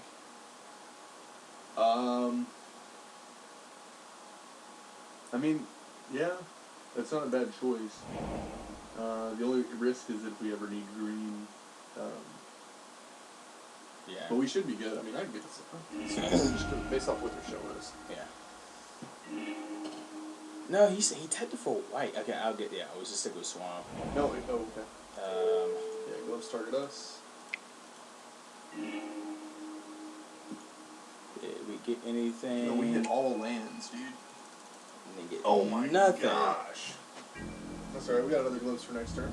Yeah. So do you think the deck used 1 island? I don't like it. Yeah. Blood Moon's not as prevalent in Modern right now as had been previously. Should've known it was gonna be an Oka. So okay then. That's okay, we don't care about Oka. Yeah. Probably Stitcher Supplier and a Stitcher Supplier, to be honest. Okay. Never mind. Give me some good mills then. Give me some good mills. Let's put our graveyard there so people can see it. Oh, there's a Vengevine. Alright, so we're going to get a Vengevine back with the second Stitcher. Yeah. Which is nice. Because we've got double Narcomoeba plus 4, which is going to give us that lucky number 6, and we're going to take out this Oko. Alright, so... Yep, it's enough. And we still have things we can catch in the graveyard if we kill something off. Alright, so... I actually don't care if we get Blood Moon in combat. Goodbye. So the big argument is whether or not we get Oko here, and I think just because we get the clean kill on an Oko this early in the game, we go ahead and take it. We just don't want him turning his food into 3/3s, which just extends out the game a lot longer than we would like to be doing. True indeed, true indeed.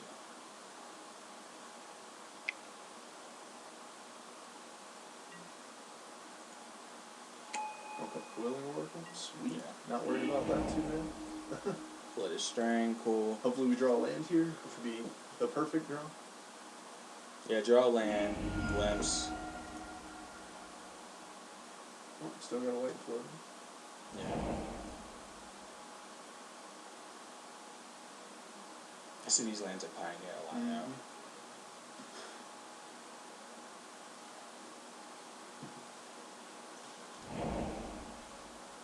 So,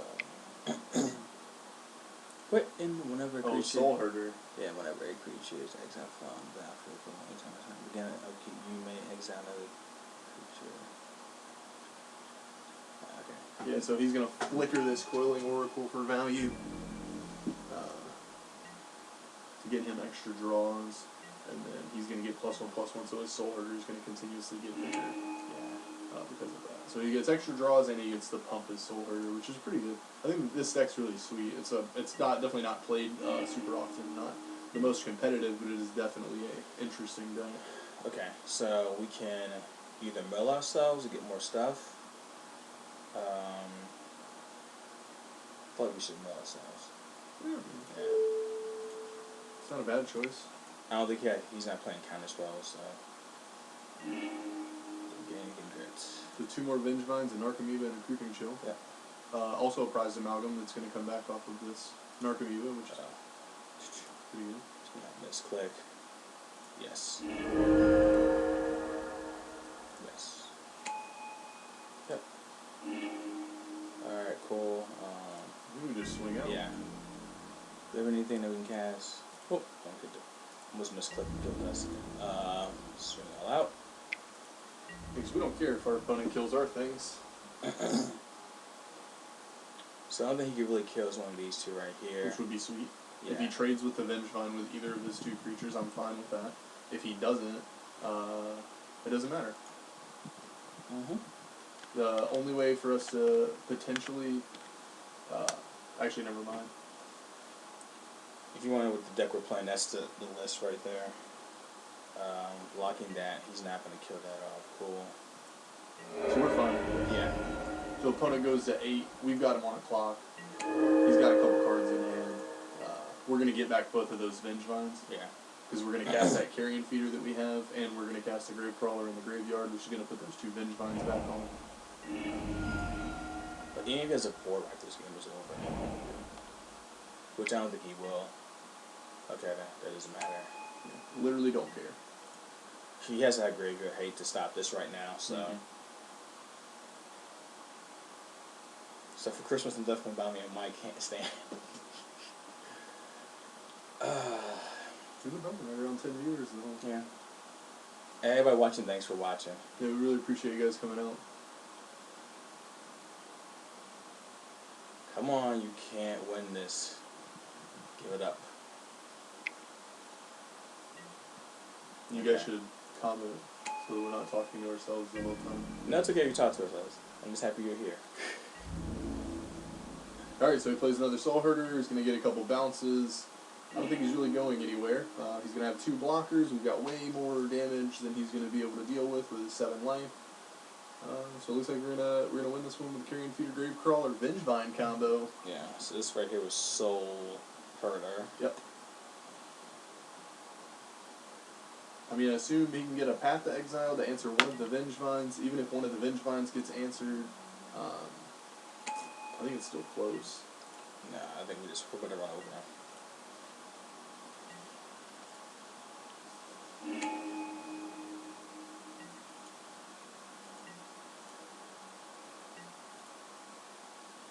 He has 1 card right now.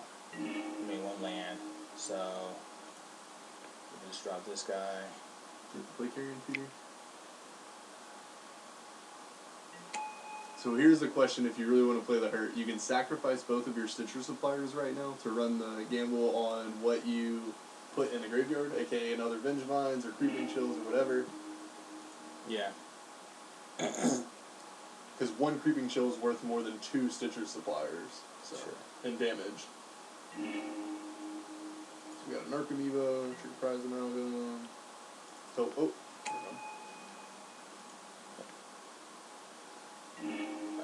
You get bigger. Alright.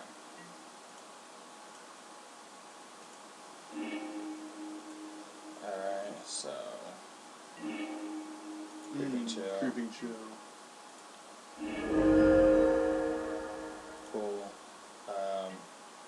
So... Now we're going to cast that Gravecrawler. Yeah. The Gravecrawler is going to give me 2 Vengevine triggers. Yeah.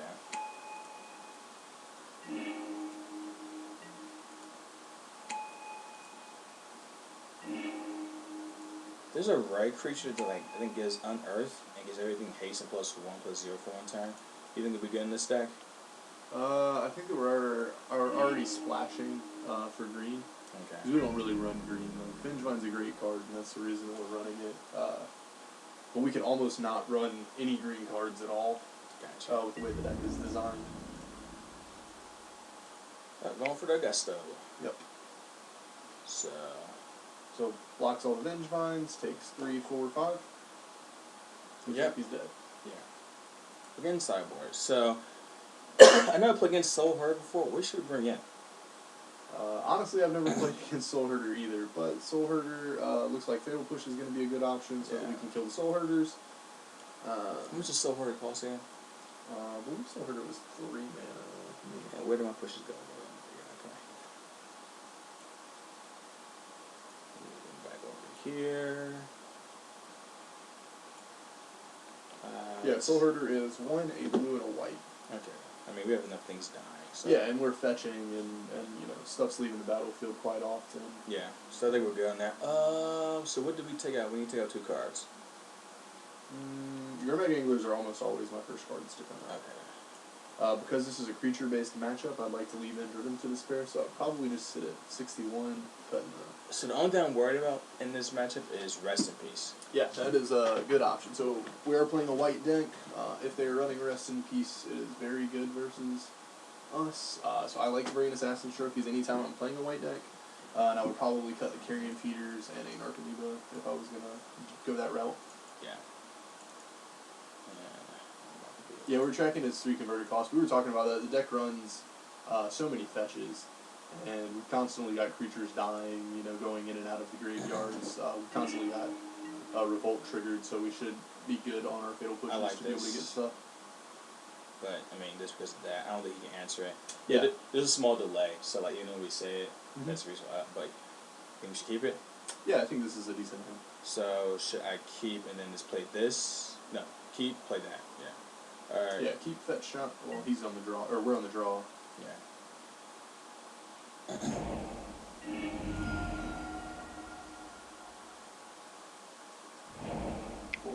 Utopia Sprawl. Alright, the opponent's got the start. So the only thing I'm worried about if I run that crab out there is that it's going to be open. Yeah, so I just wouldn't run the risk. So should we just play a land? So because we drew Glimpse, I would risk it. Okay, then cool. So only because we drew Glimpse. Because Alright. this way we get to fetch Shock next turn into a Glimpse. Alright then. So we get to put 16 cards into the graveyard next turn, which is the benefit. So we get Watery Grave untapped, and we run that crab out. And also, like, if he turns the crab into a 3/3, it's still an attacker. Yeah, it's not a terrible thing that happens. Ogo's a good card, but a lot of times I just ignore him in this deck. Because what's he going to do? Turn my Prized Amalgams into a 3/3? It's just really not that good. Yeah, and all your stuff dies, it comes back. Yep. Yeah, because I don't care if it's an elk when it goes to the graveyard, because then it turns back into a Vengevine. There it goes. Oh, no, it's not. It's that. Okay. So good, this worked out great for us. Unless he's got a Path to Exile, he's going to finish the turn off with it. Ah, interesting. He's trying to take multiple turns to kill us off. No, it's not. It's multiple turns to get his bounce triggers going. Ah, okay. Yeah. So. Oh, of course we draw the Vengevine. Have to exile. Okay, so he does have it. No, it's okay that he did that right now, because we do Glimpse. So. Very true. So what he doesn't know is that he has this gives us, we still have Glimpse up, which is nice. So we're going to go ahead and grab Overgrown Tomb here.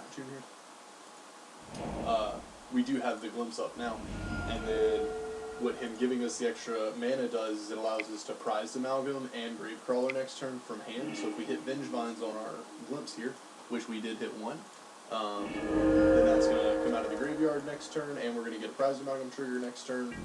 So that ends up being pretty sweet for us, actually. So next turn we actually can play 2 creatures to get them back. Yeah, so we'll be able to play the Prized Amalgam from hand, and then the Gravecrawler from our graveyard, Yep. which is pretty sweet. Depends if it's our graveyard right here. Nope. Nope, okay, cool.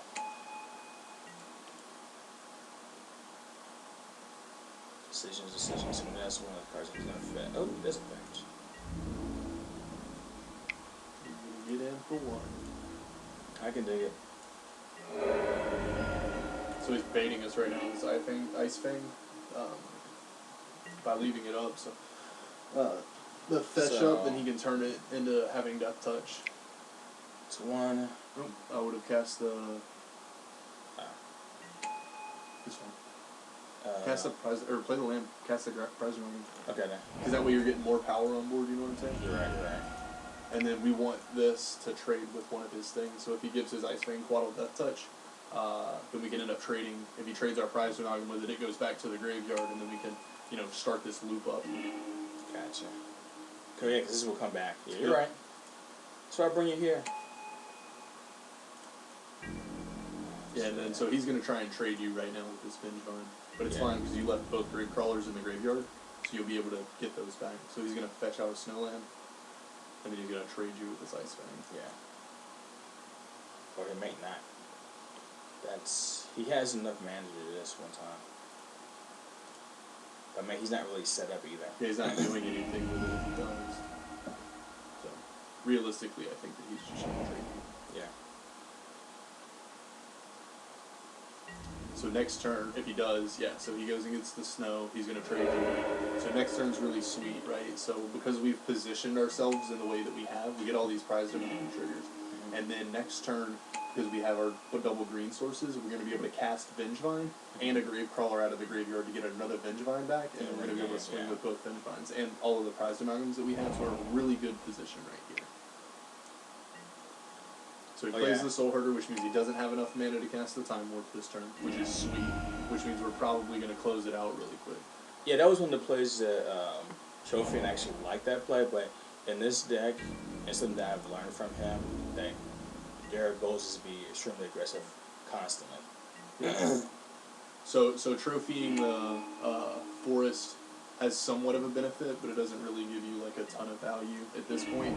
And it's like, I'm either going to waste the turn trophying the Utopia, or trophying the forest for the Utopia Sprawl, or I'm just going to keep doing my game plan.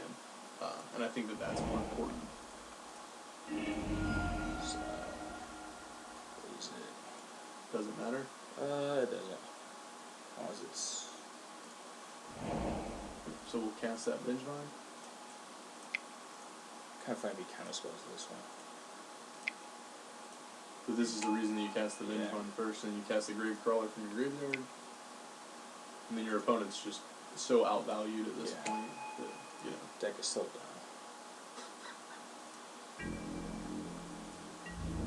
Yeah, because what was better this turn, trophying the forest, or just doing what we're trying to do to win the game? Whoop whoop. We are now 3-1. 3-1. I keep hitting the wrong X. You alright? Yeah. You want me to hold it?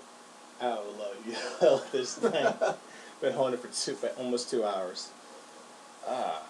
The good news about this day, you get a lot of games, a lot of leagues in, because we're hitting the 2 hour mark and we're on game 5. So yeah, as opposed to like your standard FNM or anything where you've been playing for the last 4 hours, or it's we're an hour and 50 minutes in and we're just finishing up round 2. Yeah, we've got twice as many games in here on MTGO.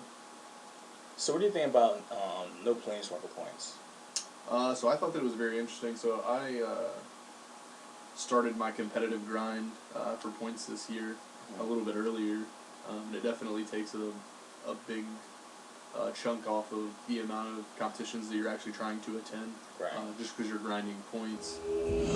But I also think that it's going to throw a mix-up in who's actually making top, because even as a pro, when you go to a big tournament and you show up, you're playing fringe decks like, the likelihood of you playing a Fringe deck is so much higher. That's a mulligan. Yeah.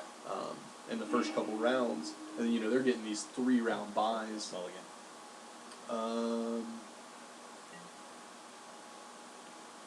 It's not. It's not? Okay.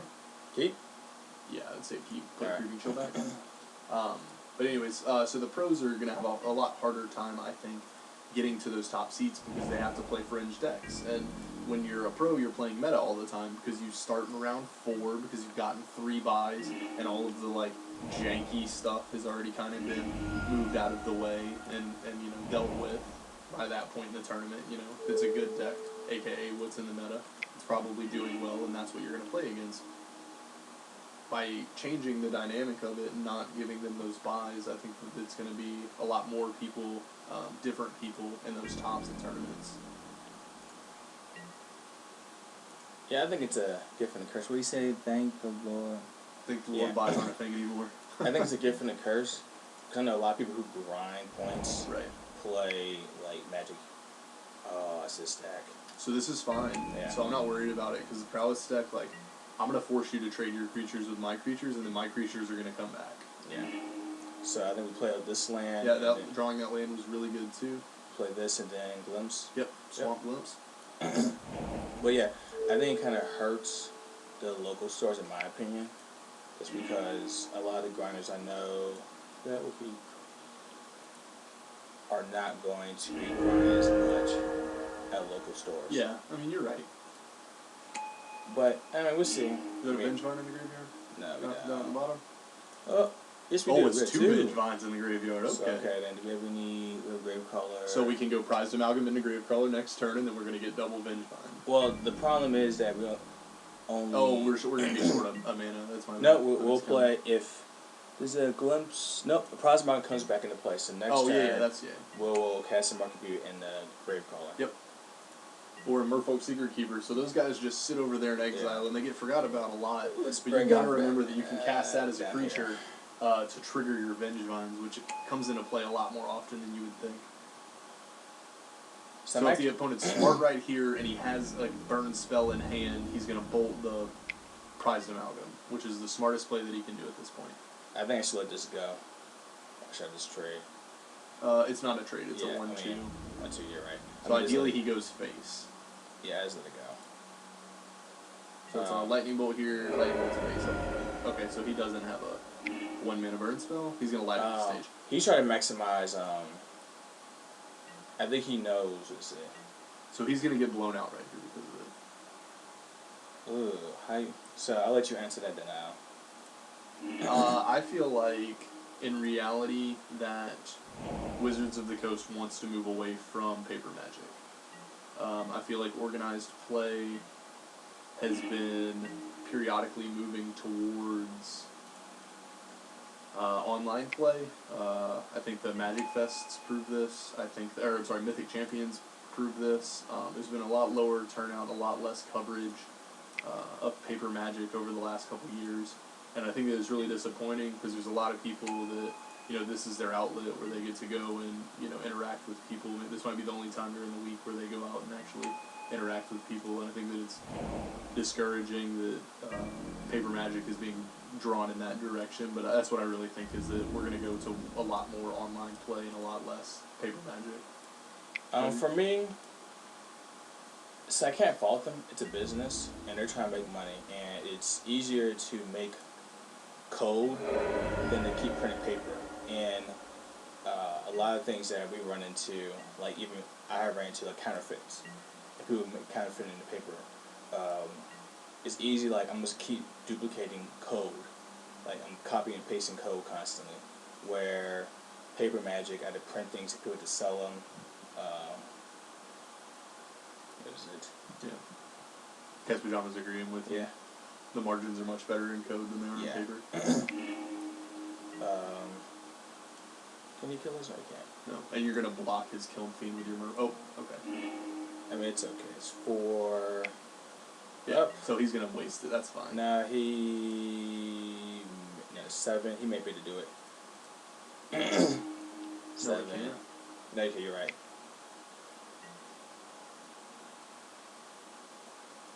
So, I do hope they keep the paper magic because it's kind of cool to like go places and chill out with people. Yep, you can't do it.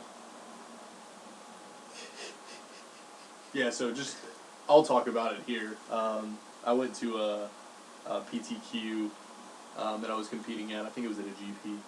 Or no, it was a Magic Fest. Yeah, it was Magic Fest. Yeah, I went to a Magic Fest and I got deck checked, which you know, a common thing.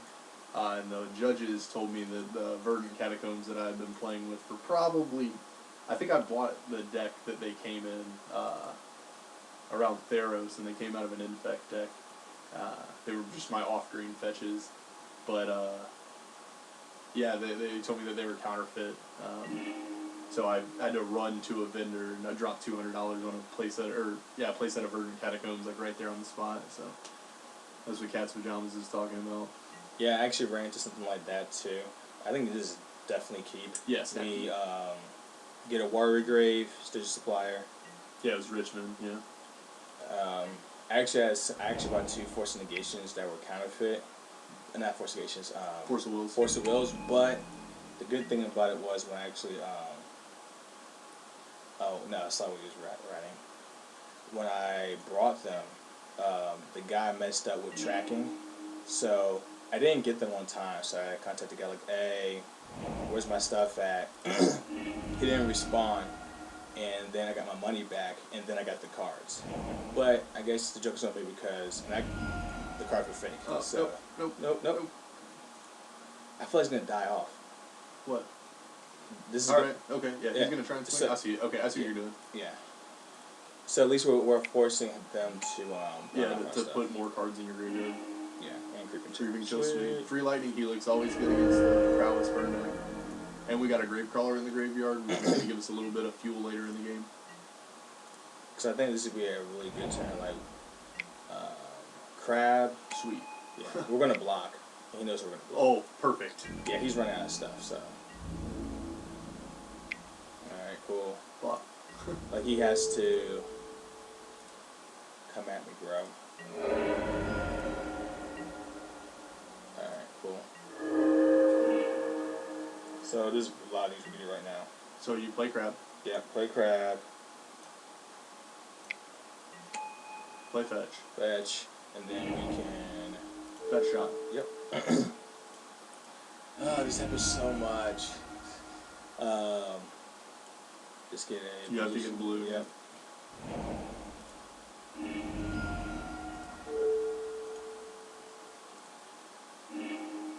Narcomoeba. Yes. We're going to get a Prized Amalgam on the next one, too. Graveyard. All we have is a grave. We have nothing. Wow, 2 Gravecrawlers. So if you want to, we can push one of these bad boys. I want to keep this thing alive just because, obviously. And we have push mana up. I think we hold on to it. Yeah, just leave push up. Yeah. That's fine. I mean, I feel like we're going to win the long game? Yeah. Because once we start answering their creatures, yeah. Because they're going to burn out here in the next couple turns. Probably this turn or next turn. Crash through, so there's a draw card, so that's pretty good for them. All creatures gain trample. Yeah. I really care less. He only has 2 mana. I mean, we're going to block one, kill one, so...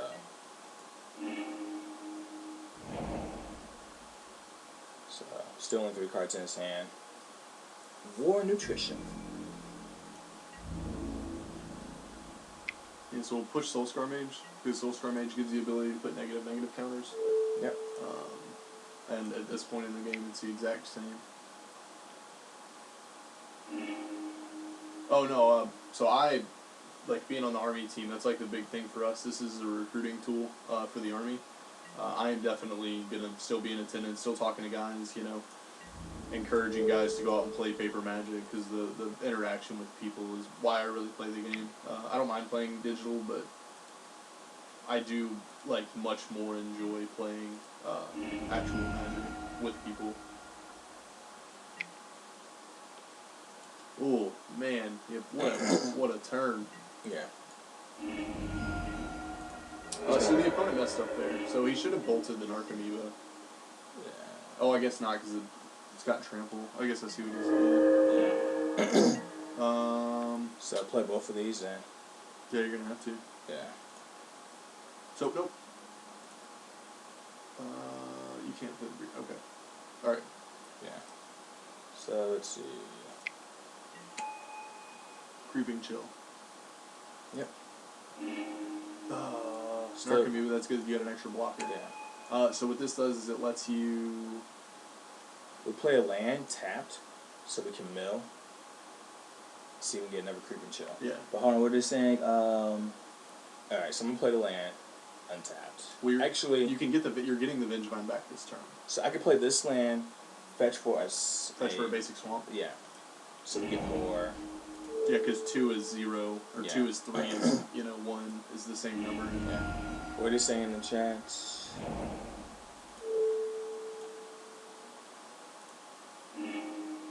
Creeping Chill. Creeping Chill is good, so that puts us at 4, which is a relevant number, because now a single lightning bolt doesn't do it for us. So we... Cast a great cast. I think we mill ourselves. We play that. Yeah. Then we mill ourselves, and then we play the Gravecrawler. Okay. So...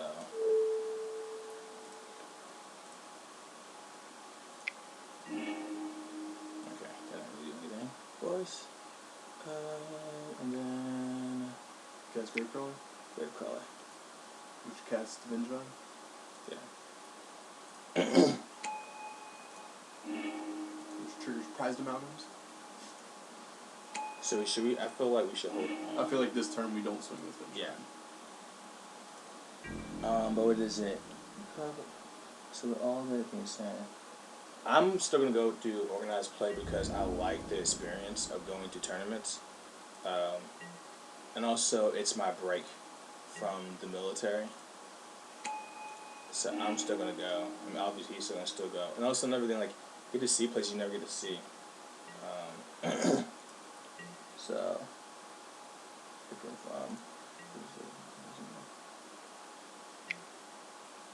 Opponent got Lightning Bolt. Yep. Let's see what the last card is. Is it another one? Does he have it?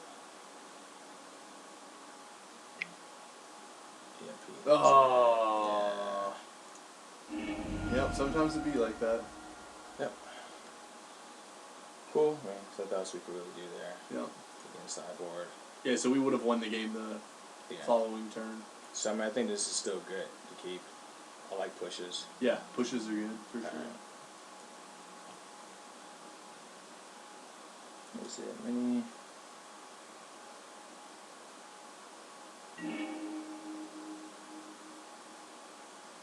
Yes, we want to go first.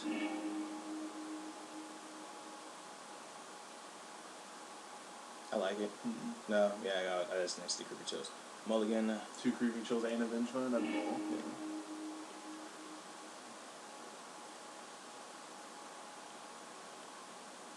I like the fact that these are here. It's not fast enough, though. It does give us blockers. It does give you blockers. And he has stuff that he has to burn spells on. Yeah. Alright. Keep. Go back. This is Narcomoeba. Hopefully you draw a land. Yep. Thanks, man. We really appreciate it. Oh, that hurt. Alright. Oh. Ooh. Alright, so this is terrible. We didn't bring in Assassin's Trophies, which means we probably got blown out of our game 3 here. Because what mono red deck runs Leyline of the Voids? They used to back in the day. That's when I ran Prowess. That's how I ran it. But. So it's really punt too. We could just mill him. Yeah, I mean that's the plan. So we do not have an answer for Leyline of the Void. So we are definitely going on the mill our opponent plan. And hopefully they just don't get there before we do. Yeah. I think Dredge decks have been making a comeback in all formats, to be honest.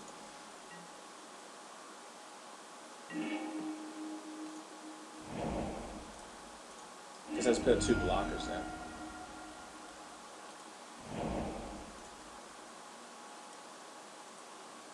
And then we'll try to mill him then.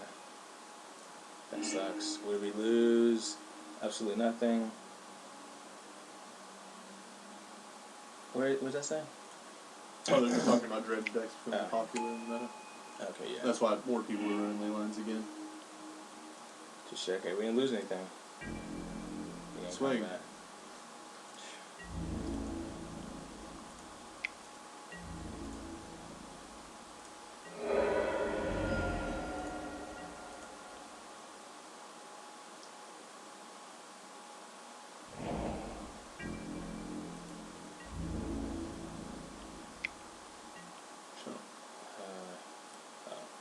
No, just leave it.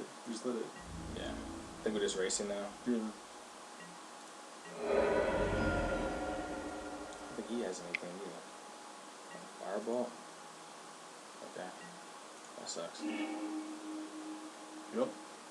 Lightning bolt here. Okay.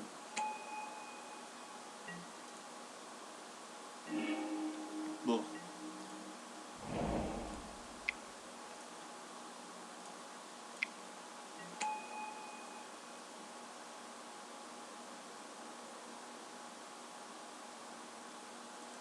Yeah, I think that we lost this one. I think I let us out.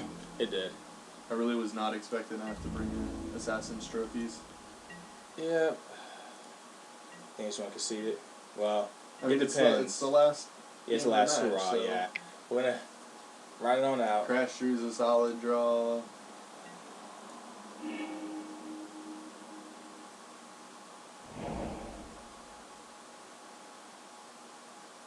Well, I think, like, they're making... So last time, they made tons of money off the premium boxes. They made tons of money off of, like, Magic Arena. And they're making money off of Twitch. People who host their tournaments, I believe, have to pay them. So, they're doing pretty well right now. Oh, you know what? Should I just mill them? Yeah. Yep. Send a message.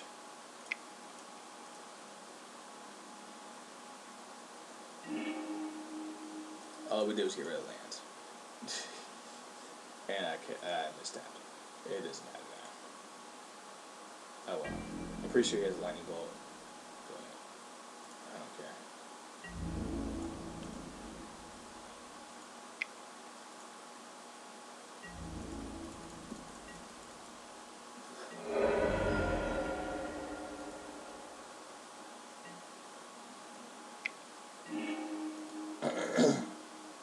Yeah.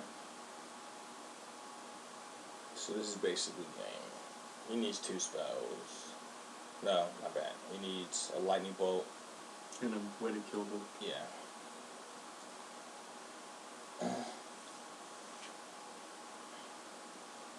This was Red Prowess. Yep.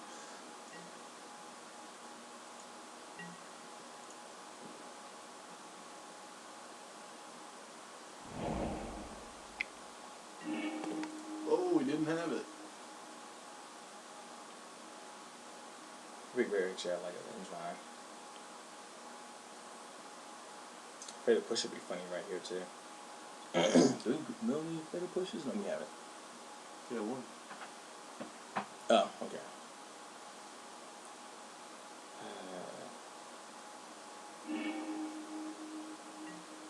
Oh, that does it. Yep. Cleared out the way. Gets one more spell. He's got it. Sure. That's going. Well, it's 3-2. Got our money back in the guy's chest. Yay. So. Let's go crack the chest. Sure, I'll crack one. Scroll down. What do you get? Yes, open one just because for you. Garbage. At least you got more points. I mean, overall, I like this deck a lot. Kind of sucks. We should have brought a trip. I just didn't see that happening, but I guess the meta is changing again because there was a time where there was no graveyard decks, and then like Hogak was around. Then everybody had like I was playing Blue Eye Control with 2 what is it? Surgical extractions in them. So once Hogak got banned, I took him out. But I guess since Graveyard Deck's on the up and rising again, people are bringing back Graveyard Hate. But thanks for coming by. Again, I'm gonna put Ryker's gonna be streaming also soon, so it'd be good just to go there and check him out. But yeah, Maybe that's what we'll do on the next episode, Cash Pajamas. Maybe we'll run ours as stream. hey, we did it one time. Did pretty good. Hey, everybody, thanks for coming by. It's been fun. Until next time.